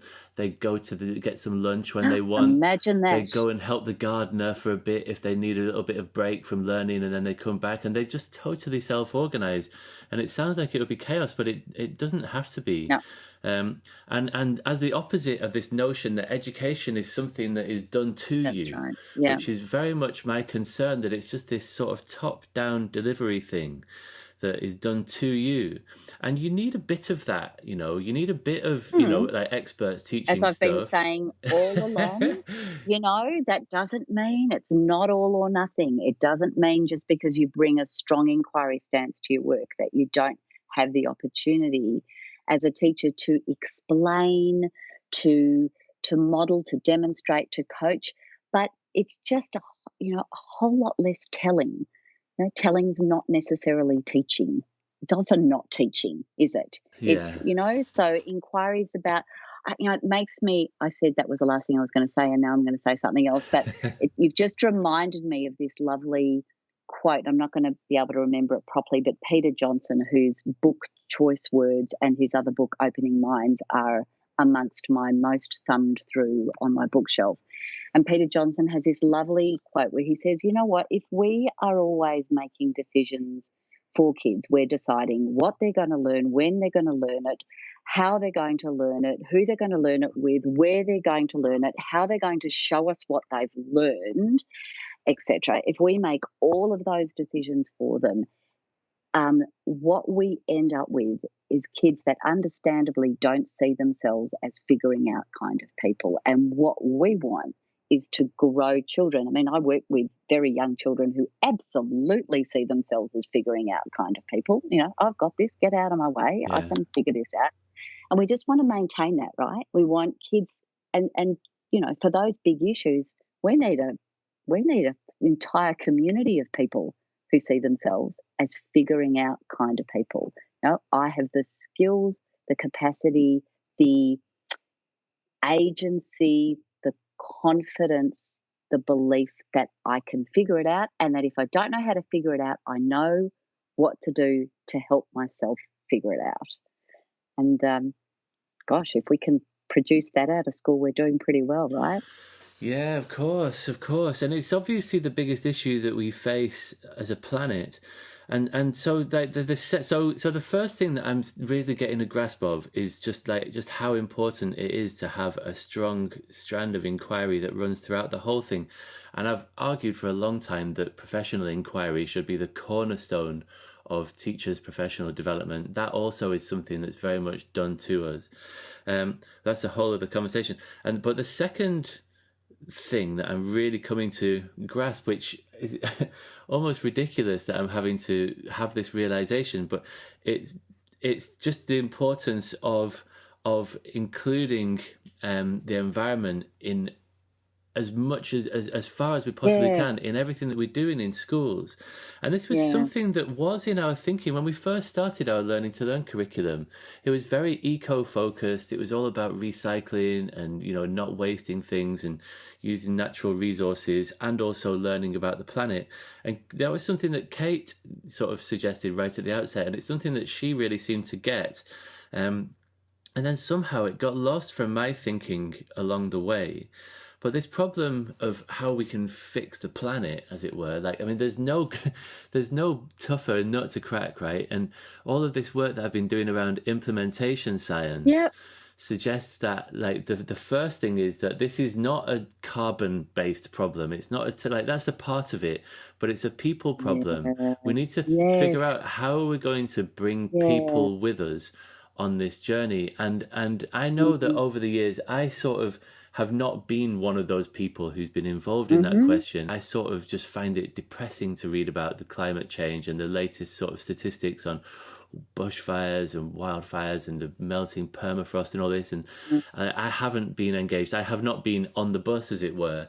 But it doesn't matter about me. The question is, what can we do to get people on this bus? And I feel like I can sense that I'm stepping onto it. And also a lot of the conversations that I've been having with other people in the Mighty Network, people who are involved in alternative versions of education, it's often very eco-focused, things like forest schools and so this is really interesting. It feels like it's all starting to come together. Yeah, isn't that nice? And it really, so I think sometimes people are rightly concerned that a little like we were with the kind of nuclear issue in the 70s and 80s, that we're going to fill the kids' heads with doom and gloom, and it's absolutely not that at all.